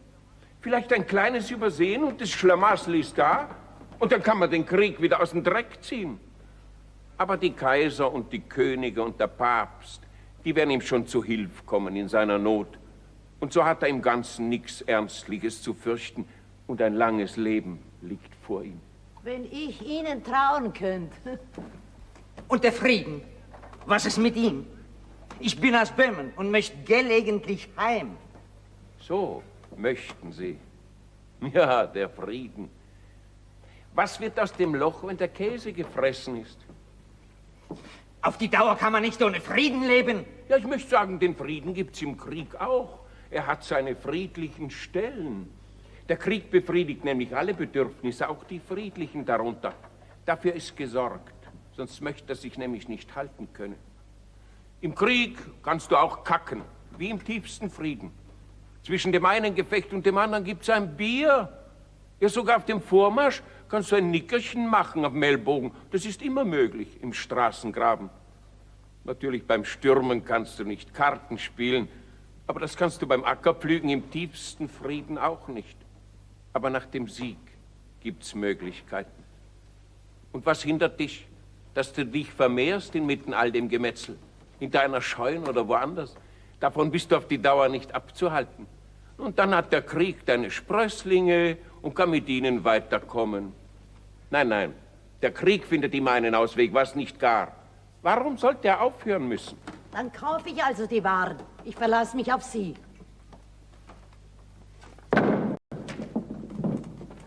Katrin! Jesus, die wart doch auf den Frieden. Ich habe ihr einen Mann versprochen, wenn Frieden ist. Ich habe gewonnen, weil Sie geredet haben. Sie zahlen. Katrin, sei vernünftig. Der Krieg geht noch ein bisschen weiter und wir machen noch ein bisschen Geld. Dann wird der Friede umso schöner. Du gehst jetzt in die Stadt, das sind keine 5 Minuten von hier, und holst die Sachen aus dem Goldenen Löwen. Nur die wertvolleren. Die anderen holen wir dann später mit dem Wagen. Es ist alles abgemacht. Der Herr Regimentsschreiber begleitet dich. Da kann dir nichts geschehen. Die meisten sind beim Begräbnis des Feldhauptmanns. Mach's gut, lass dir nichts wegnehmen. Denk an deine Aussteuer.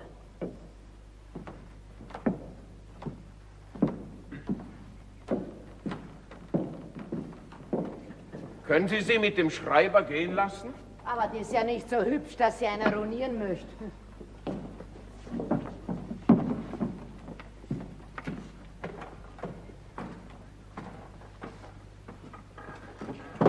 Wie Sie so Ihren Handel führen und immer durchkommen, das habe ich schon oft bewundert. Ich verstehe es, dass man Sie die Courage geheißen hat. Die armen Leute brauchen Courage. Warum? Sie sind verloren. Schon, dass sie aufstehen in der Früh heißt was in ihrer Lage. Oder dass sie einen Acker umpflügen und im Krieg. Schon, dass sie Kinder in die Welt setzen. Beweis, dass sie Courage haben, denn die haben keine Aussichten. Courage? Schon, dass sie einen Kaiser und einen Papst dulden, beweist, dass sie eine unheimliche Courage haben. Denn die kosten ihnen das Leben. Die könnten eigentlich ein Ein bisschen Kleinholz machen. Ich bin eigentlich Seelsorger und nicht Holzhacker. Ich habe aber keine Seel.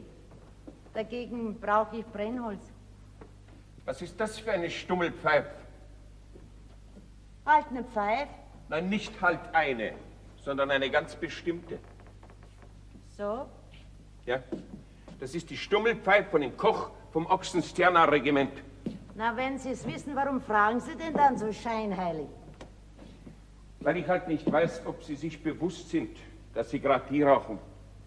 Hätte doch sein können, Sie fischen nur so in Ihren Habseligkeiten herum und da kommt Ihnen irgendeine Stummelpfeife in die Finger und Sie nehmen sie halt aus reiner Geistesabwesenheit. Und warum sollte es nicht so sein? Weil es nicht so ist. Sie rauchen sie bewusst. Und wenn ich das täte?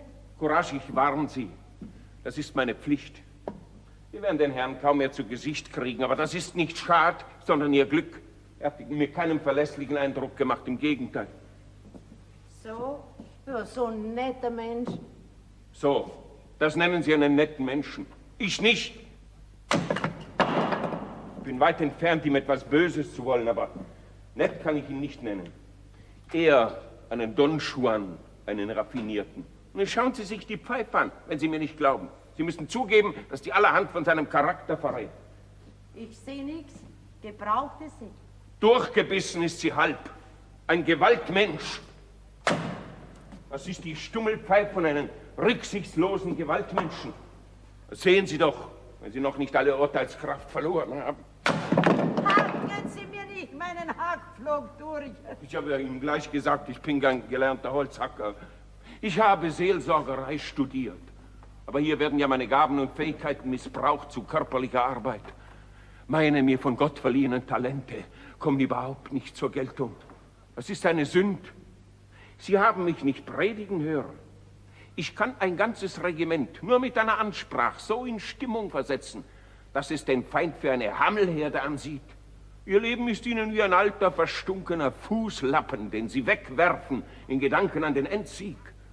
Gott hat mir die Gabe der Sprachgewalt verliehen. Ich predige, dass ihnen Hören und Sehen vergeht. Aber ich will ja gar nicht, dass mir Hören und Sehen vergeht. Was tue ich da? Courage, ich habe mir schon oft gedacht, ob Sie mit Ihren nüchternen Reden nicht einfach nur eine warmherzige Natur verbergen. Auch Sie sind ein Mensch und brauchen Wärme. Wir kriegen das Zelt am besten warm, wenn wir genug Brennholz haben. Jetzt lenken Sie ab.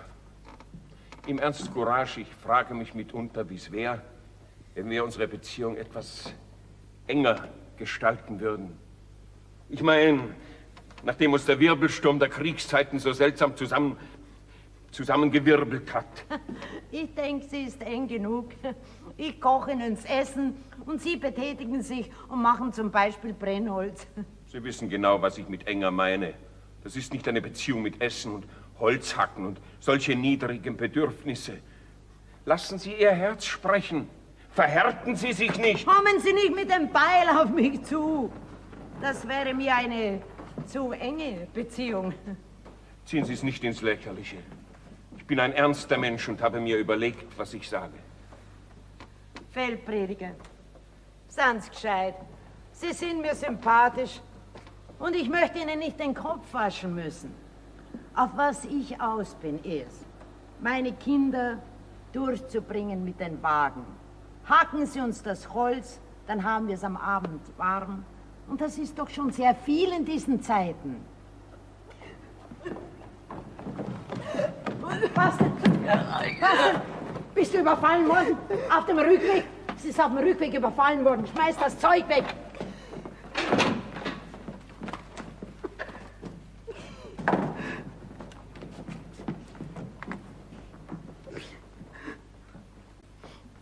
Das ist gar nicht schlimm. Die Wunde ist nur eine Fleischwunde. Ich verbinde sie dir und in einer Woche ist sie geheilt.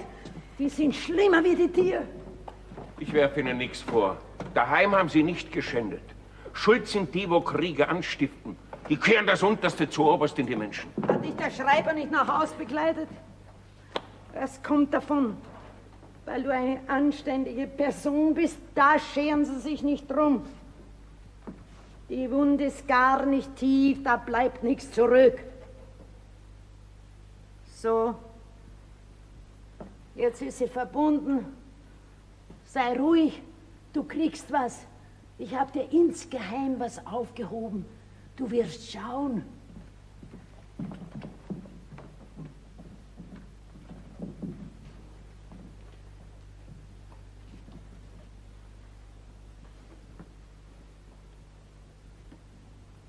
Was? Da schaust du. Die hast du doch immer wollen. Da hast du sie. Zieh sie schnell an, dass es mich nicht reut. Die Schuhe sind noch gut. Ich habe sie eingeschmiert aufgehoben. Hoffentlich bleibt sie nicht verunstaltet. Eine Narb wird bleiben. Auf den Frieden braucht ihr nimmer warten. Aber die Sachen hat sie sich nicht nehmen lassen. Wenn ich nur wüsste, wie es in ihrem Kopf ausschaut. Einmal ist sie ausgeblieben, eine Nacht. Nur einmal in all die Jahre. Danach ist sie herumgegangen wie vorher, hat nur stärker gearbeitet. Ich konnte nicht rauskriegen, was sie erlebt hat. Ich habe mir eine Zeit lang den Kopf zerbrochen. Was ist der Krieg? Eine schöne Einnahmequelle.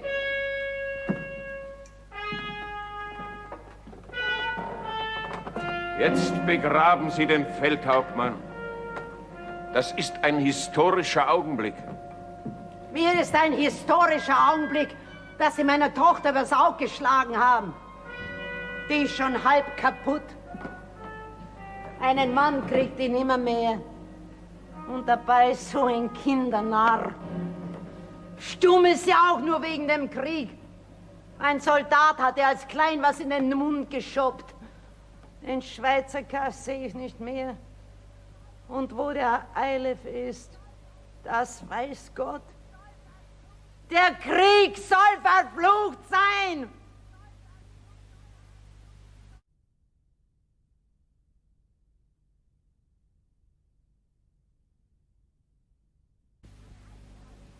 Ich lass mir den Krieg von euch nicht madig machen. Es heißt, er vertilgt die Schwachen, aber die sind auch hin im Frieden. Nur der Krieg nährt seine Leute besser. Und geht er über deine Kräfte, bist du beim Sieg halt nicht dabei. Der Krieg ist nix als nur Geschäfte und statt mit Käse ist mit Blei. Und was würde schon sesshaft werden nützen? Die Sesshaften sind zuerst hin. So mancher wollt, so manches haben, was es für manchen gar nicht gab. Er wollt sich schlau ein Schlupfloch graben und grub sich nur sein frühes Grab. Schon manchen sah ihn sich abjagen,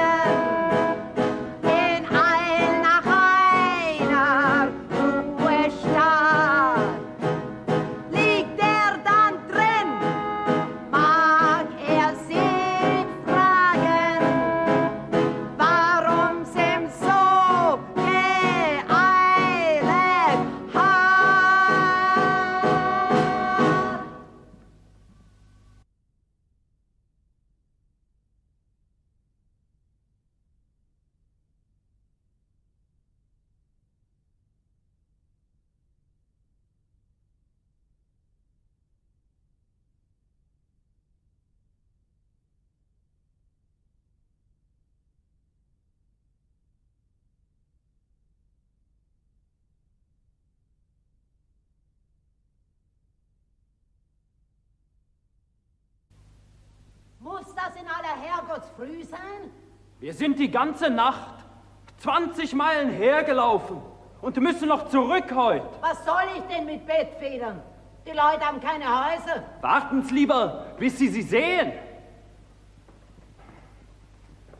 Da ist auch nix.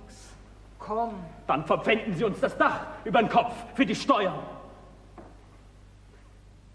Vielleicht gibt sie 3 Gulden, wenn du das Kreuzel zulegst.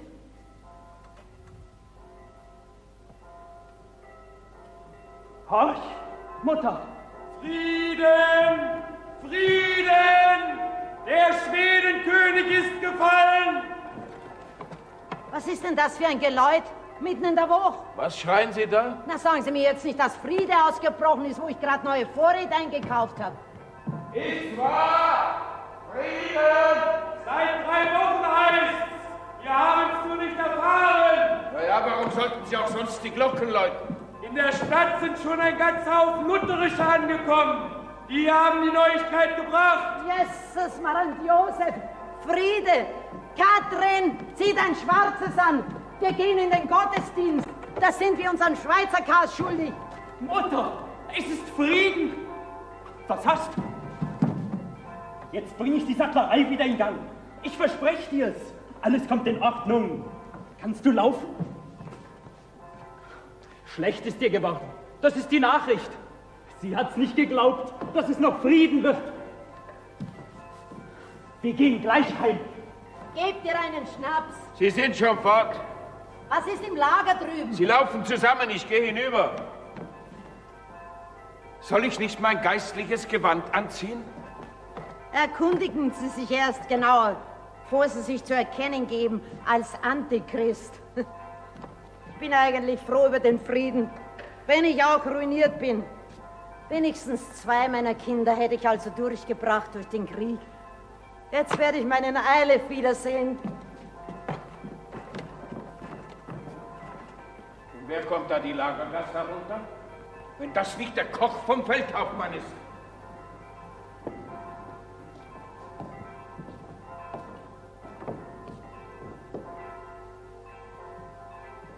Wen sehe ich?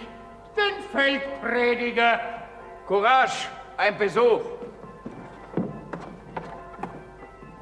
Jesus, der Koch vom Feldhauptmann. Nach all die Jahre. Ich hab's doch versprochen. Ich komme, sobald ich Zeit habe, herüber zu einem kleinen Gespräch. Ich habe Ihren Brandwein nicht vergessen, Frau Vierling. Wo ist mein Eilef, mein Ältester? Ist er noch nicht da? Er ist vor mir weg und wollte auch zu Ihnen. Ich ziehe mein geistliches Gewand an. Katrin, der Eilef kommt. Hol ein Glas Brandwein für den Koch. Aber was, gib ein bisschen Haar drüber, das macht doch nichts. Herr Lamp ist doch kein Fremder. Katrin!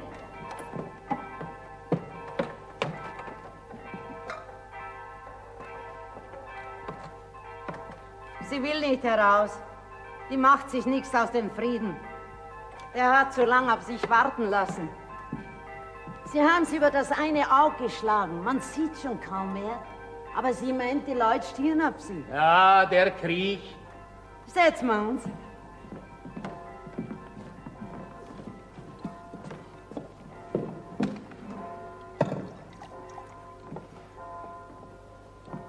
Koch, Sie treffen mich im Unglück. Ich bin ruiniert. Was? Das ist aber ein Pech. Der Friede bricht mir den Hals. Ich habe auf den Feldprediger seinen Rat noch neulich neue Vorräte eingekauft. Und jetzt wird sich alles verlaufen und ich sitze auf meine Waren. Wie können Sie auf den Feldprediger hören? Wenn ich damals Zeit gehabt hätte, aber die Katholischen sind zu schnell gekommen, hätte ich Sie vor dem gewarnt. Das ist ein Smalcher. So, der führt bei Ihnen jetzt das große Wort. Er hat mir das Geschirr gewaschen und ziehen helfen. Der und ziehen, der wird Ihnen schon auch ein paar von seinen Witz erzählt haben, wie ich den kenne. Der hat eine ganz unsaubere Anschauung vom Weib. Ich habe meinen Einfluss umsonst bei ihm geltend gemacht. Er ist unsolid. Sind Sie solid? Wenn ich nix bin, bin ich solid. Prost. Sie, das ist nix solid. Ich habe nur einen gehabt, Gott sei Dank, wo solid war. So habe ich nirgends schuften müssen. Der hat die Decken verkauft von den Kindern im Frühjahr. Ich finde, Sie empfehlen sich nicht, wenn Sie sagen, Sie sind solid. Sie haben noch immer Haare auf die Zehen. Aber ich setze Sie darum. Na, sagen Sie mir jetzt nicht, dass Sie von meinen Haaren auf die Zehen geträumt haben. Ja, jetzt sitzen wir hier und Friedensglocken und Ihr Branntwein, wie nur Sie ihn aussenken, das ist ja berühmt. Ich mache mir im Moment nichts aus Friedensglocken. Ich sehe nicht, wie Sie den Sold auszahlen wollen, wo im Rückstand ist. Und wo bleibe ich da mit meinem berühmten Branntwein? Habt ihr den ausbezahlt bekommen? Das nicht grad. Und darum haben wir uns ja aufgelöst. Unter diesem Umstand habe ich mir gedacht, was soll ich bleiben? Ich besuche inzwischen Freunde. Und so sitze ich jetzt bei Ihnen. Das heißt, Sie haben nichts. Mit dem Glockengebammel! Könnten es wirklich aufhören, Nachgerat. Ich käme gern in irgendeinen Handel mit was. Ich habe keine Lust mehr, denen den Koch machen. Ich soll ihnen aus Baumwurzeln und Schuhleder was zusammenpanschen und dann schütten sie mir die heiße Suppe ins Gesicht. Heute Koch, das ist ein Hundeleben. Lieber Kriegsdienst tun, aber freilich, es ist ja Frieden. Wir reden später darüber weiter. Ist noch ganz gut. Nur ein paar Motten waren drin. Ich sehe noch nicht, wozu sie sich die Mühe machen. Sie werden doch nicht wieder eingestellt. Wen sollten Sie jetzt auch anfeuern, dass er sein Leben in die Schanz schlägt? Ich habe mit Ihnen überhaupt noch ein Hühnchen zu rupfen, weil Sie die Dame zu einem Einkauf von überflüssigen Waren geraten haben, unter der Angabe, der Krieg geht ewig. Ich möchte wissen, was Sie das angeht. Weil es gewissenlos ist, Thomas. Wie können Sie sich in die Geschäftsordnung von anderen Leuten einmischen mit ungewünschten Ratschlägen? Wer mischt sich ein? Ich habe nicht gewusst, dass Sie eine so enge Freundin von dem Herrn sind und ihm Rechenschaft schulden. Aber regen Sie sich doch nicht auf. Der Koch sagt doch nur seine Privatmeinung. Und Sie können nicht leugnen, dass Ihr Krieg eine Niete war. Courage. Sie sollten sich nicht am Frieden versündigen. Sie sind eine Hyäne des Schlachtfeldes. Was bin ich? Wenn Sie meine Freunde beleidigen, kriegen Sie es mit mir zu tun. Mit Ihnen rede ich nicht. Sie haben mir zu durchsichtige Absichten. Aber wenn ich Sie den Frieden entgegennehmen sehe, wie ein altes, verrotztes Sacktuch zwischen Daumen und Zeigefinger, dann empöre ich mich. Menschlich. Denn dann sehe ich, dass Sie nicht den Frieden wollen, sondern den Krieg, weil Sie Gewinne machen.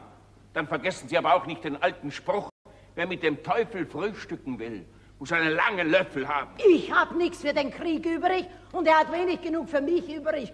Jedenfalls verbiete ich mir die Hyänen.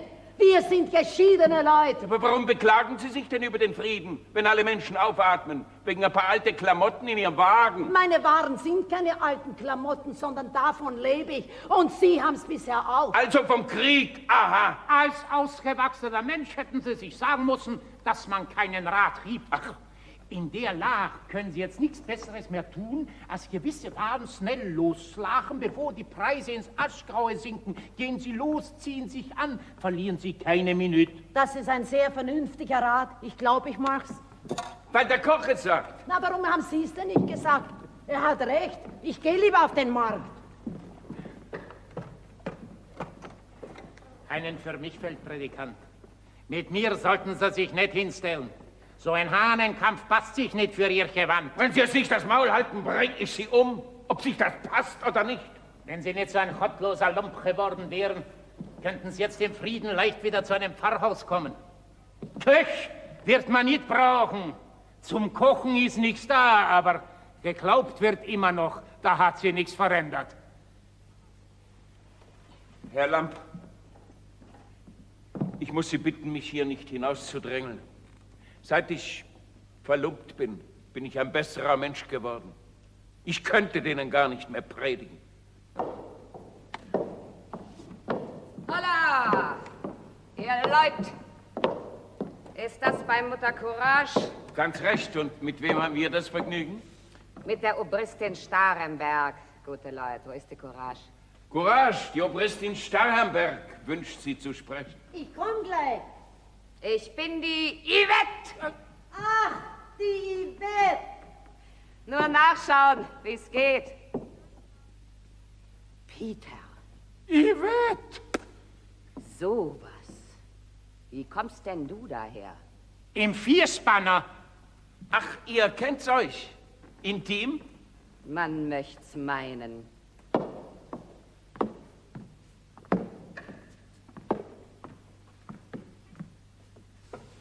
Fett!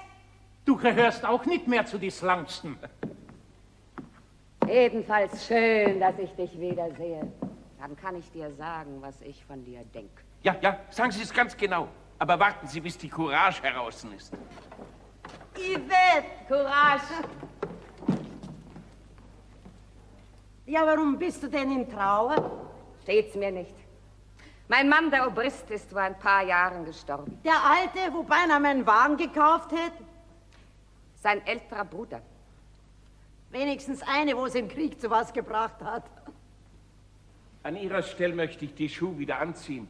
Frau Obristin, Sie haben versprochen, Sie sagen, was Sie von dem Herrn denken. Yvette, mach keinen Stunk hier. Das ist ein Freund von mir, Yvette. Das ist der Pfeifenpeter.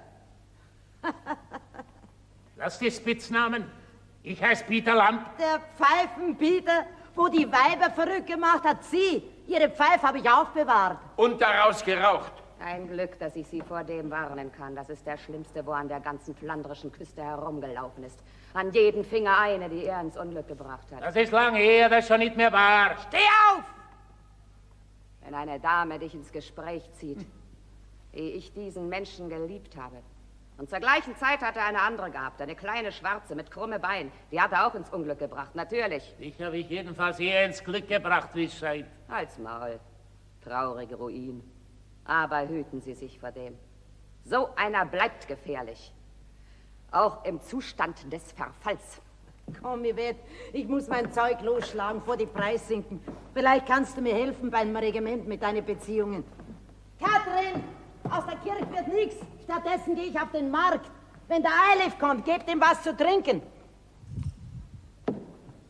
Dass mich sowas einmal hat vom geraden Weg abbringen können. Pfeifenpeter.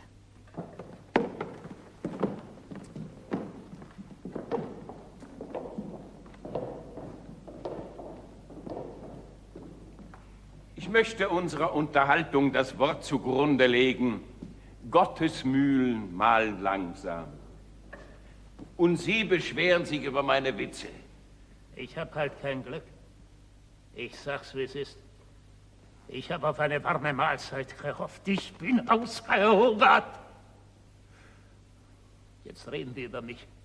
Und sie kriegt ein ganz falsches Bild von mir. Ich glaube, es ist besser, ich gehe, ehe sie zurück ist. Ja, das glaube ich auch. Feldprädikant, mir hangt der Frieden schon wieder zum Hals heraus. Die Menschheit muss hingehen durch Feuer und Schwert, weil sie sündig ist, von Kindesbeinen an. Ich könnte dem Feldhauptmann, wo Gott weiß wo ist, wieder einen fetten Kapaun braten, in Senfsoße, mit bisser gelbe Rüben. Rotkohl, zu Kapaun Rotkohl. Das ist richtig, aber er hat gelbe Rüben wollen. Er hat nichts verstanden. Sie haben es immer wacker mitgefressen. Mit Widerwillen. Jedenfalls müssen Sie zugeben, dass das noch Zeiten waren. Also das würde ich eventuell noch zugeben. Nachdem Sie eine Hyäne geheißen haben, sind für Sie hier keine Zeiten mehr. Hey, was stieren's denn? Der Eilif!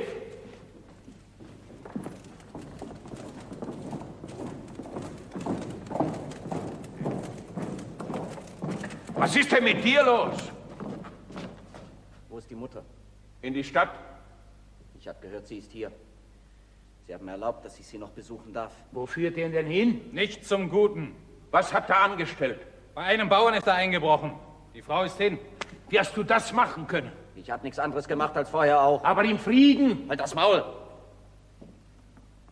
Kann ich mich hinsetzen, bis sie kommt? Wir haben keine Zeit. Im Krieg haben sie ihn dafür geehrt. Zur Rechten vom Feldhauptmann ist er gesessen.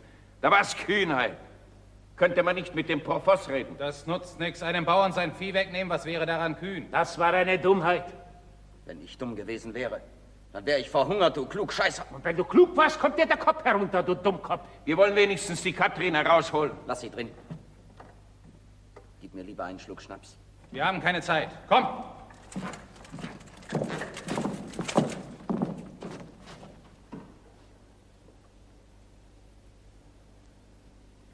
Was sollen wir deiner Mutter ausrichten? Sag ihr, es war nichts anderes. Sag ihr, es war dasselbe. Oder sag ihr gar nichts. Ich gehe mit dir deinen schweren Weg. Ich brauche keinen Pfaffen.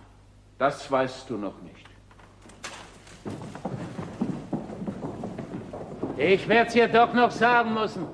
Sie wird ihn noch sehen wollen. Nein, nein, sagen Sie ja lieber nichts. Inzwischen bin ich zurück und kann es ihr beibringen.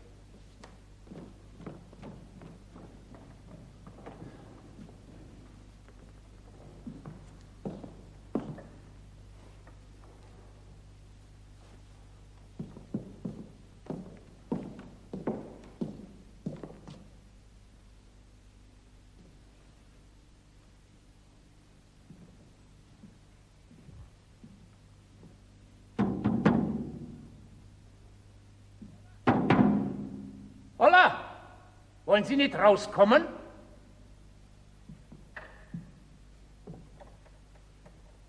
Ich kann's ja verstehen, dass Sie sich vom Frieden verkrochen haben. Ich möcht's auch. Ich bin der Koch vom Feldhauptmann. Erinnern Sie sich an mich?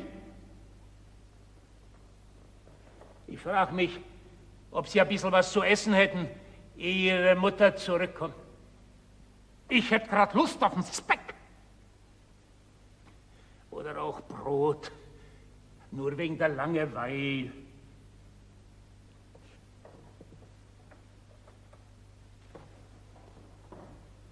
Hat die Decke über dem Kopf.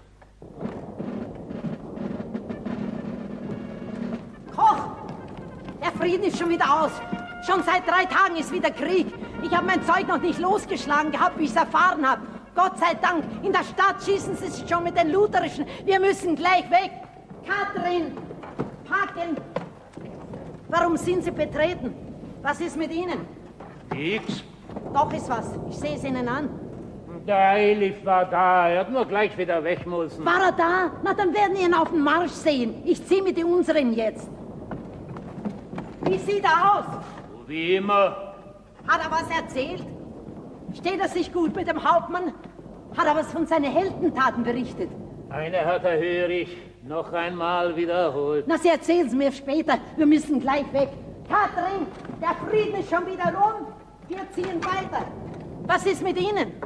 Ich lass mich anwerben. Ich schlag Ihnen vor. Wo ist der Feldprediger? In die Stadt mit dem Eilif. Na, da kommen Sie ein Stückel mit. Ich brauche eine Hilfe. Ich sag nicht nein.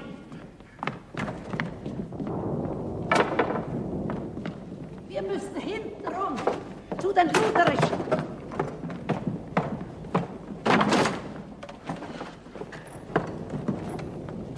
Vielleicht sehe ich meinen Eilif noch heute Nacht.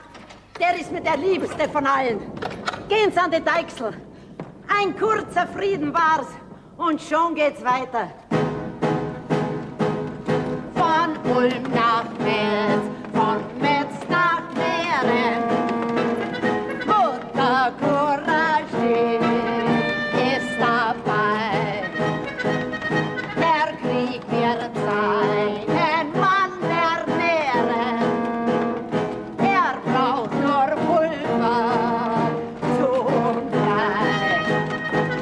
Vom Blei allein kann er nicht leben. Von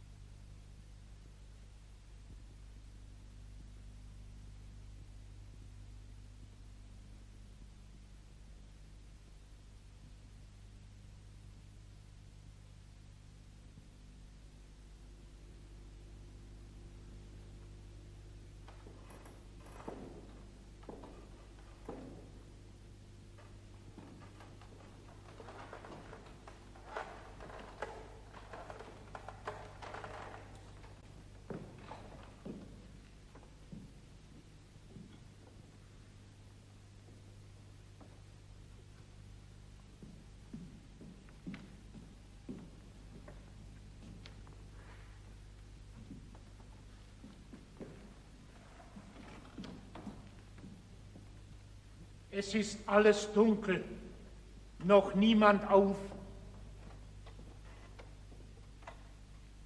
Aber ein Pfarrhaus. Und zum Glockenläuten muss er aus den Federn kriechen. Dann hat er eine warme Suppe. Wenn der Pfaff hat, gibt er nix.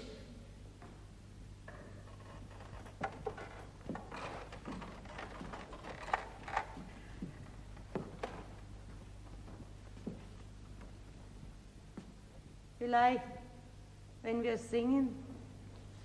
Ich hab's bis oben auf.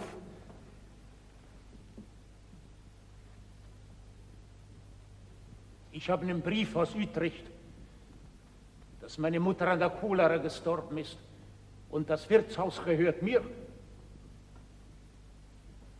Ja, da ist der Brief, wenn's nicht glaubst. Ich zeige ihn dir, wenn's dich auch nichts angeht, was meine Tante über meinen Lebenswandel smiert.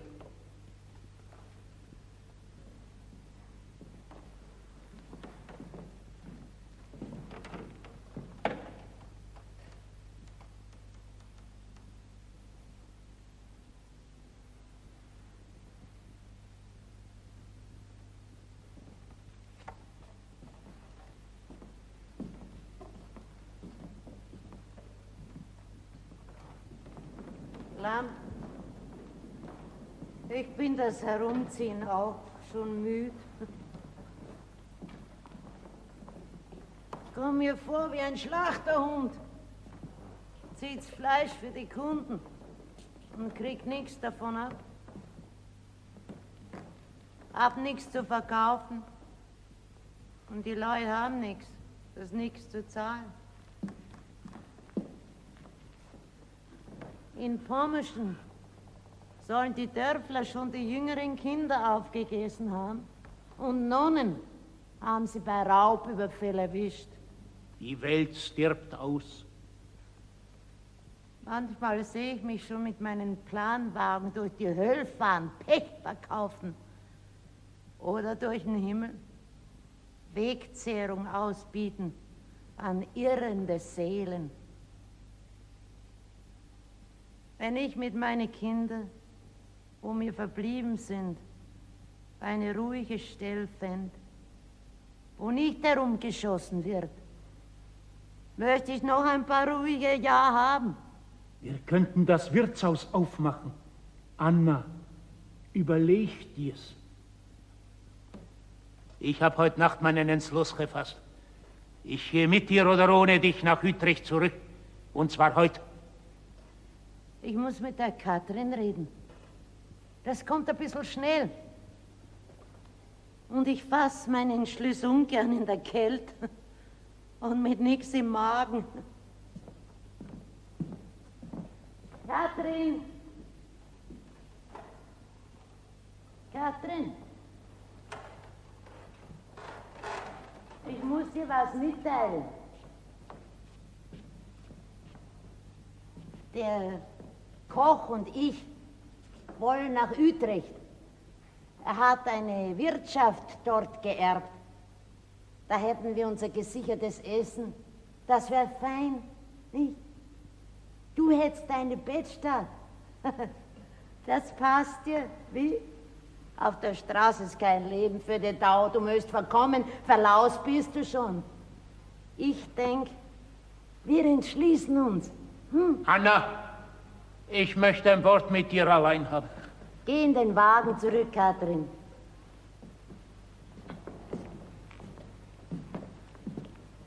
Ich habe dich unterbrochen, weil das ist ein Missverständnis von deiner Seite, sehe ich.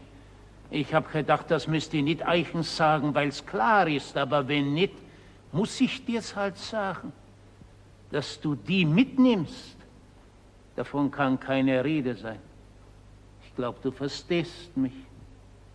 Du meinst, ich soll die Katrin hier zurücklassen? Wie denkst du dir's? Da ist kein Platz in der Wirtschaft. Das ist keine mit 3 Sangstuben. Wenn wir 2 uns auf die Hinterbeine stellen, können wir unseren Unterhalt finden, aber nie 3. Das ist ausgeschlossen. Die Katrin kann den Wagen behalten. Ich habe mir gedacht, Sie könnte in Utrecht einen Mann finden. Dass sie nicht lacht.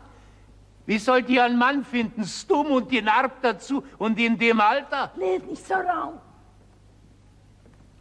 Was ist? Leis oder laut?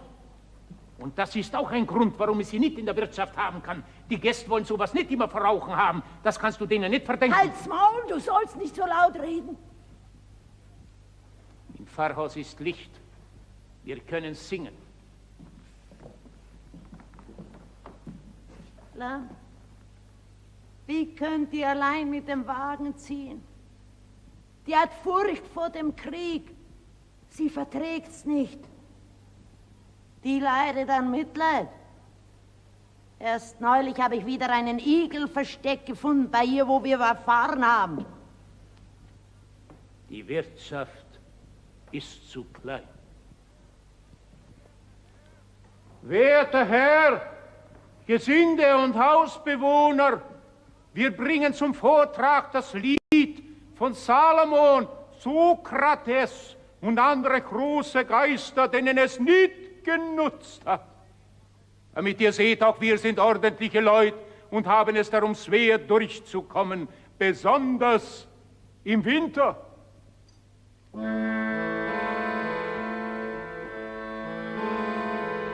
Ihr saht den weisen Salomon, ihr wisst, was aus ihm wurde. Dem Mann war alles sonnenklar, er verfluchte die Stunde seiner Geburt und sah, dass alles eitel war. Wie groß und weiß war Salomon, und seht, da war es noch nicht Nacht, da sah die Welt die Folgen schon, die Weisheit hatte ihn so weit gebracht. Beneidenswert, wer frei davon. Die schauen nicht einmal heraus.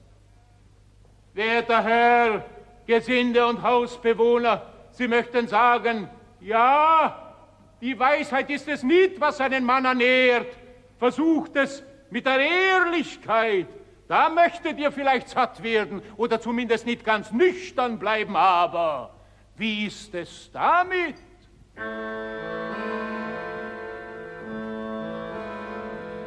Ihr kennt den redlichen Sokrates, der stets die Wahrheit sprach. Ach nein, sie wussten ihm kein Dank, vielmehr stellten die Obern böse ihm nach und reichten ihm den Schierlingstrank. Wie redlich war des Volkes Sohn, und seht, da war es noch nicht nah. Da sah die Welt die Folgen schon, die Redlichkeit hat ihn so weit gebracht. Beneidenswert, wer frei davon. Und so ist es mit uns. Wir sind ordentliche Leute, halten zusammen, stehlen nicht, morden nicht, legen kein Feuer. Und so kann man sagen, wir sinken immer tiefer und tiefer. Und das Lied bewahrheitet sich an uns. Und die Suppen sind rar. Und wenn wir anders wären, und Diebe und Mörder, möchten wir vielleicht satt werden. Denn die Tuchenden zahlen sich nicht aus, nur die Schlechtigkeiten. So ist die Welt und müsst nicht so sein.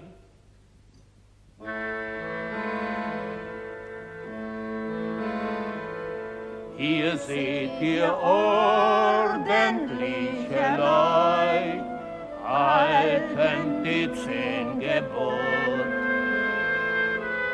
Es hat uns bisher nichts genützt. Ihr, die jetzt am warmen Ofen sitzt, helft linderl unsere große Not. Wie kreuzbrav waren wir doch schon, o 7. war es noch nicht Nacht. Da sah die Welt die Folgen schon, die Gottesfurcht hat uns so weit gebracht. Denn eigens wer frei davon. Ihr da, kommt herauf! Eine Brennsuppe könnt ihr haben. Lamm, ich könnt nix hinunterwürgen. War's dein letztes Wort? Wir haben uns gut verstanden, Lamm. Mein letztes. Überleg dir's. Ich brauch mir nichts zu überlegen. Ich lasse nicht hier. Das wäre recht unvernünftig. Ich könnte es aber nicht ändern. Ich bin kein Unmensch. Nur, das Wirtshaus ist ein kleines. Und jetzt müssen wir hinauf. Sonst war das auch nichts hier und wir haben umsonst in der Kelch gesungen. Ich hol die Katrin. Lieber steck oben was für Sie ein. Wenn wir zu dritt anrucken, kriegen Sie einen Schreck.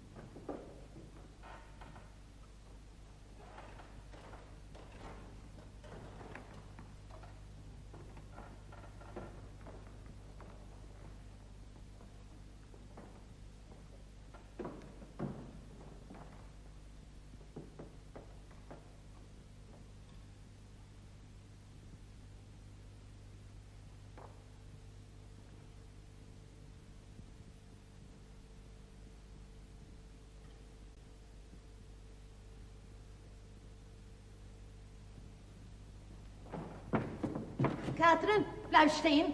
Katrin!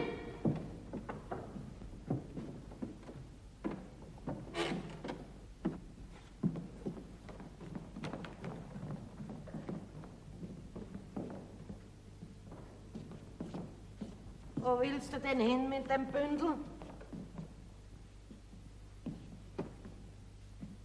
Bist wohl von Gott und alle guten Geister verlassen.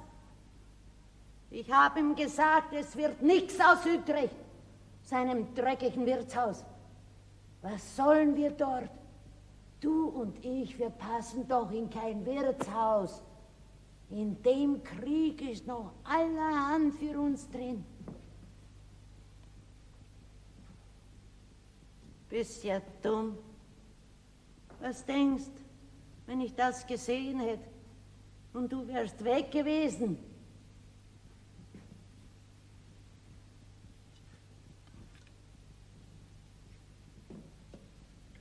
Glaub nicht, dass ich ihm deinetwegen den Laufpass gegeben habe. Es war der Wagen. Wegen dir ist gar nicht.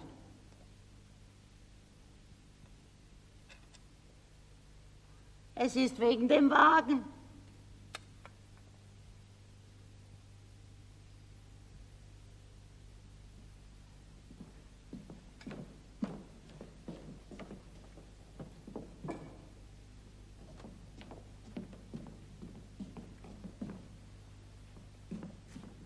Wir gehen in die andere Richtung.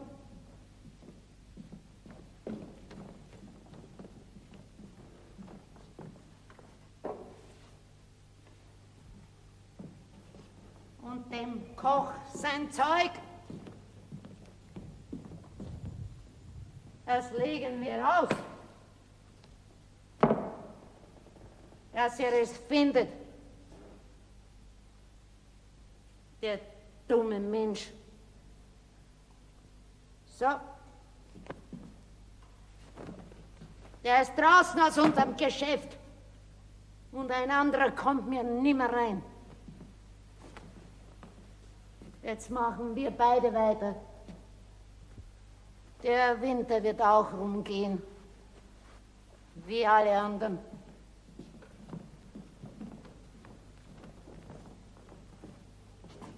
Spann dich ein.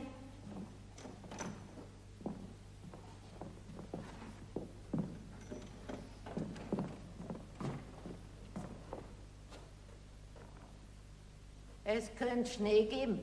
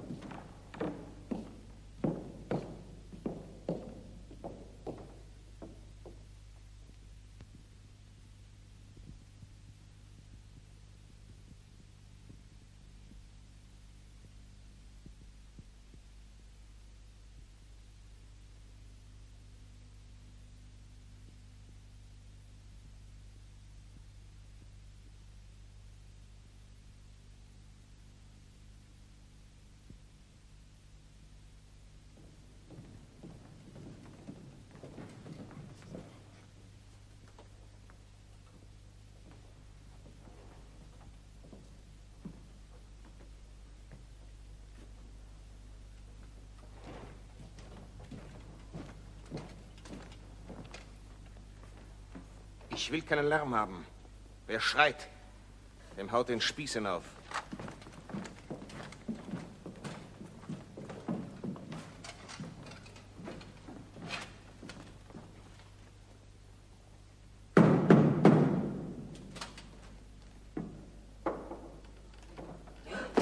Ist was?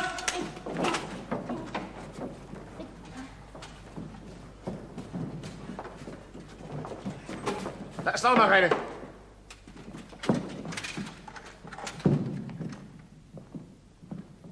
Seid ihr alles, was ihr wohnt? Das ist unser Sohn. Und das ist eine Stumme. Ihre Mutter ist in der Stadt einkaufen. Für ihren Warenhandel, weil viele fliehen und billig verkaufen. Fahrende Leute, Marketender. Ich ermahne euch, dass ihr euch ruhig verhaltet. Sonst beim geringsten Lärm gibt's den Spieß über die Rübe. Und ich brauche einen, der uns den Pfad zeigt, worauf die Stadt führt. Du, komm her. Ich weiß keinen Pfad nicht. Er weiß keinen Pfad nicht. Ich diene nicht die Katholischen. Gib ihm den Spieß in die Seite. Nein! Nein! Ich tu's nicht ums Leben. Ich weiß was, wie er klug wird.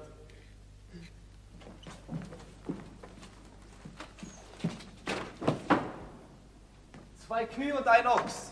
Hör zu, wenn du keine Vernunft annimmst, säbel ich das Vieh nieder. Nicht das Vieh! Herr Hauptmann, verschuldeter Vieh, wir möchten uns verhungern. Es ist hin, wenn er halsstarrig bleibt. Ich fang mit dem Ochsen an. Muss ich's tun? Ja! Ich tu's. Und schönen Dank, Herr Hauptmann, dass Sie uns verschont haben. In Ewigkeit Abend. Los, führ uns. Habe ich nicht gleich gewusst, dass Ihnen der Ochs über alles geht.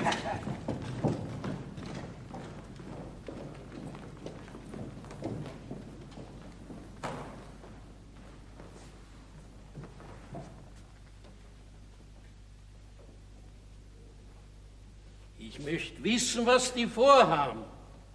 Nix gut. Vielleicht sind es nur Kundschafter.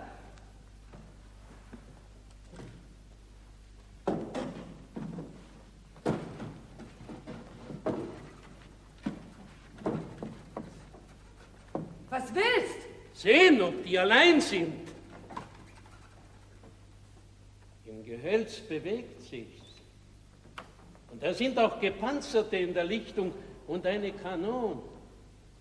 Das ist mehr als ein Regiment. Gnade Gott der Stadt und allen, wo drin sind. Ist Licht in der Stadt? Nix, da schlafen sie jetzt.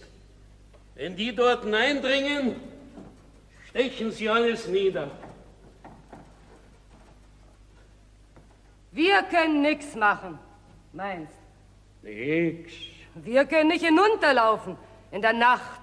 Der ganze Hang hinunter ist voll von ihnen. Wir können nicht einmal ein Zeichen geben. Dass sie uns hier oben auch umbringen. Ja, wir können nichts machen. Ach, bet, armes Tier. Bet! Wir können nichts machen gegen das Blutvergießen. Auch wenn du nicht reden kannst, kannst du doch beten. Er hört dich, wenn dich keiner hört. Ich helfe dir. Vater unser, der du bist im Himmel, hör unser Gebet. Lass die Stadt nicht umkommen mit alle, wo drin sind und schlummern und ahnen nix. Beschirm unsere Mutter und mach, dass der Wächter nicht schläft, sondern aufwacht, sonst ist es zu spät. Unserem Schwager steh auch bei. Er ist drin mit seinen 4 Kindern. Lass die nicht umkommen, die sind unschuldig und wissen von nix. 1 ist unter 2, das älteste 7. Vater unser, hör uns, denn nur du kannst helfen. Wir möchten zugrund gehen, warum? Wir sind schwach und haben keine Spieß und nix und können uns nix trauen und sind in deiner Hand mit unserem Vieh und dem ganzen Hof. Und so auch die Stadt, sie ist auch in deiner Hand und der Feind ist vor den Mauern mit großer Macht. Gedenk der Kinder, wo bedroht sind, der Allerkleinsten besonders, Greise, wo sich nicht rühren können, und aller Kreatur. Und vergib uns unsere Schuld, wie auch wir vergeben unseren Schuldigern. Amen.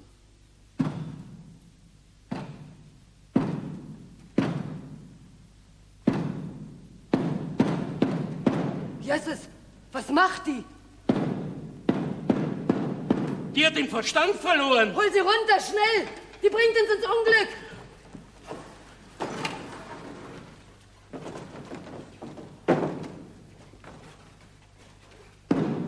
Hör auf, das Stern auf mich schlagen, du Krüppel! Die Kaiserlichen auf uns ziehen! Hin sind wir, wenn sie auf uns kommen! Abstechen tun sie uns! Ich hab dir gleich gesagt, lass das Gesindel nicht auf den Hof! Was kümmert's die, wenn sie uns das letzte Vieh wegtreiben? Euch zerhacke ich! Herr Offizier, wir können nichts dafür, wir sind unschuldig! Die hat sich raufgeschlichen! Eine Fremde! Wo ist die Leiter? Ich befehle dir, schmeißt die Trommel runter! Ihr seid alle verschworen! Das hier überlebt ihr nicht! Ich bitte um Erlaubnis, dass ihr einen Vorschlag macht. Du! Wir machen dir einen Vorschlag zum Guten. Komm mal runter, geh mit uns in die Stadt. Zeig uns deine Mutter, sie soll verschont werden. Sie traut dir nicht! An deiner Fresse kein Wunder! Hey, du! Wenn ich dir mein Wort gebe, ich bin ein Offizier und habe ein Ehrenwort! Das ist nix heilig! Herr Offizier, es ist ja nicht nur wegen Ihrer Mutter! Lang dürfte ich nur fortgehen, das müssen Sie doch hören in der Stadt. Wir müssen einen Lärm mit irgendwas machen, wo größer ist als ihr Trommel. Was können wir einen Lärm machen? Wir dürfen doch keinen Lärm machen. Ach, einen unschuldigen Dummkopf! Einen nicht-kriegerischen! Ich könnte die Sens dengeln. Ja, hol die Sens!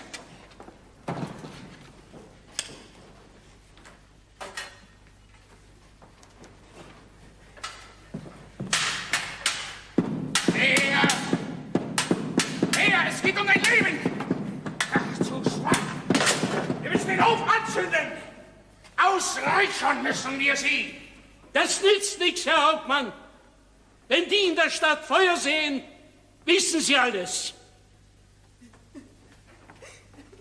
Sie lacht uns aus, schau! Ich halt's nicht aus. Ich schieß hier runter und wenn alles hin ist, holt die Kugelitz! Ich hab's, Herr Hauptmann! Da steht Ihr Wagen! Wenn wir den zusammenschlagen, hört sie auf! Die haben nichts als ihren Wagen! Wir hauen deinen Wagen zusammen, wenn du nicht mit Schlagen aufhörst! Hau ihn zusammen! Hör auf! Du Vieh! Bleiben die Dreckkerle mit der Kugelwitsch! Sie können in der Stadt hier noch nichts gehört haben, sonst möchten wir Ihr Geschütz hören. Sie hören mich gar nicht! Und jetzt schließen wir dich ab. Ein letztes Mal. Wirf die Trolle herunter. Schlag weiter! Sonst sind alle hin! Schlag weiter! Gottes Willen, schlag weiter! Was ist los? Der Priester hat kaum vom Mund. Die kommt aus Kriegsgericht. Schnell auf, schnell auf! Zum allerletzten Mal. Hör auf mit Schlagen!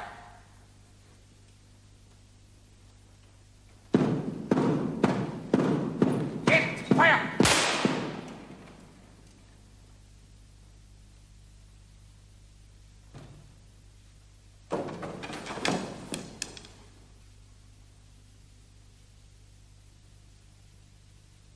Schluss ist mit dem Lärm.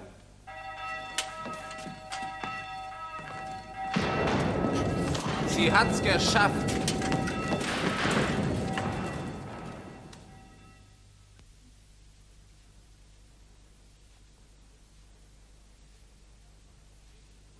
Sie müssen fort, Frau. Nur mehr ein Regiment ist dahinter. Allein können Sie nicht weg.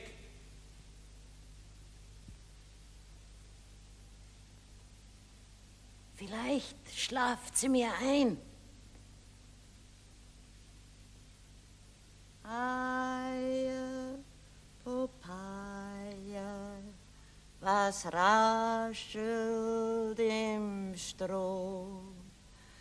Nachbars Belg greinen und meine sind froh. Nachbars gehen in Lumpen und du gehst in Seid aus nem Rock von einem Engel umgearbeitet. Nachbars han kein Brocken und du kriegst eine Tort. Ist sie dir zu trocken, dann sag nur ein Wort. Ei, Popeye, was raschelt im Stroh? Der eine ist in Polen, der andere ist, wer weiß wo.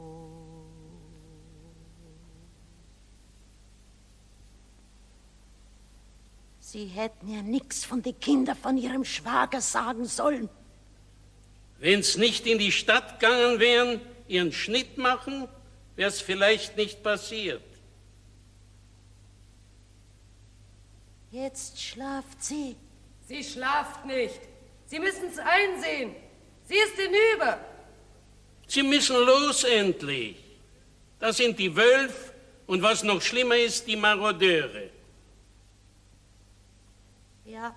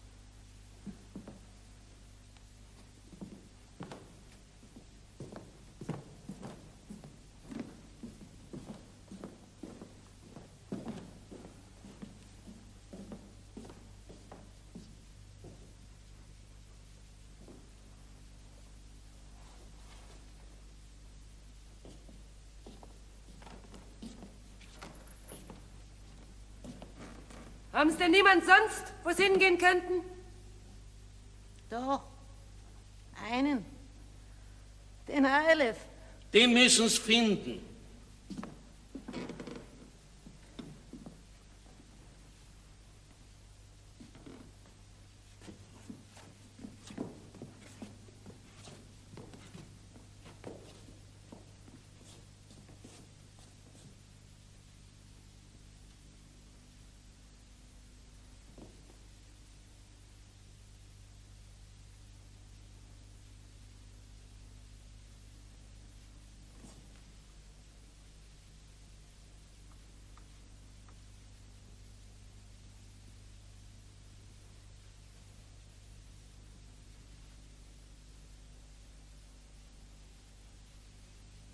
Für die da sorgen wir, dass sie ordentlich begraben wird.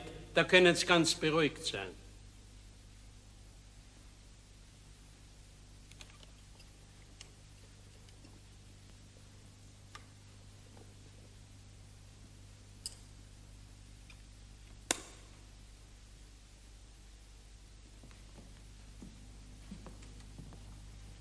Da haben Sie Geld für Ihre Auslagen.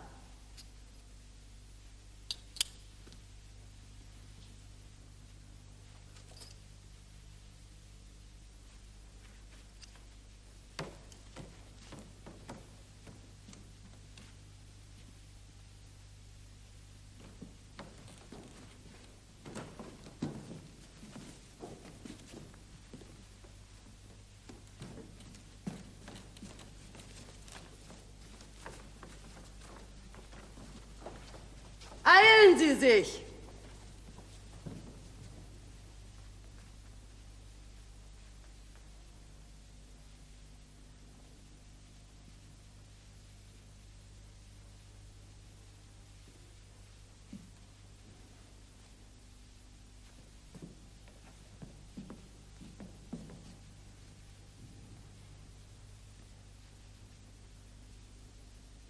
Hoffentlich sehe ich den Wagen allein.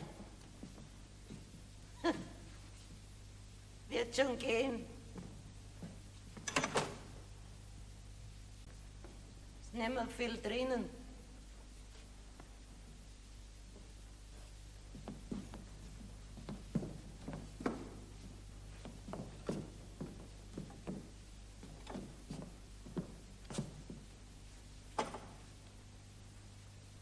Ich muss wieder in den Handel kommen.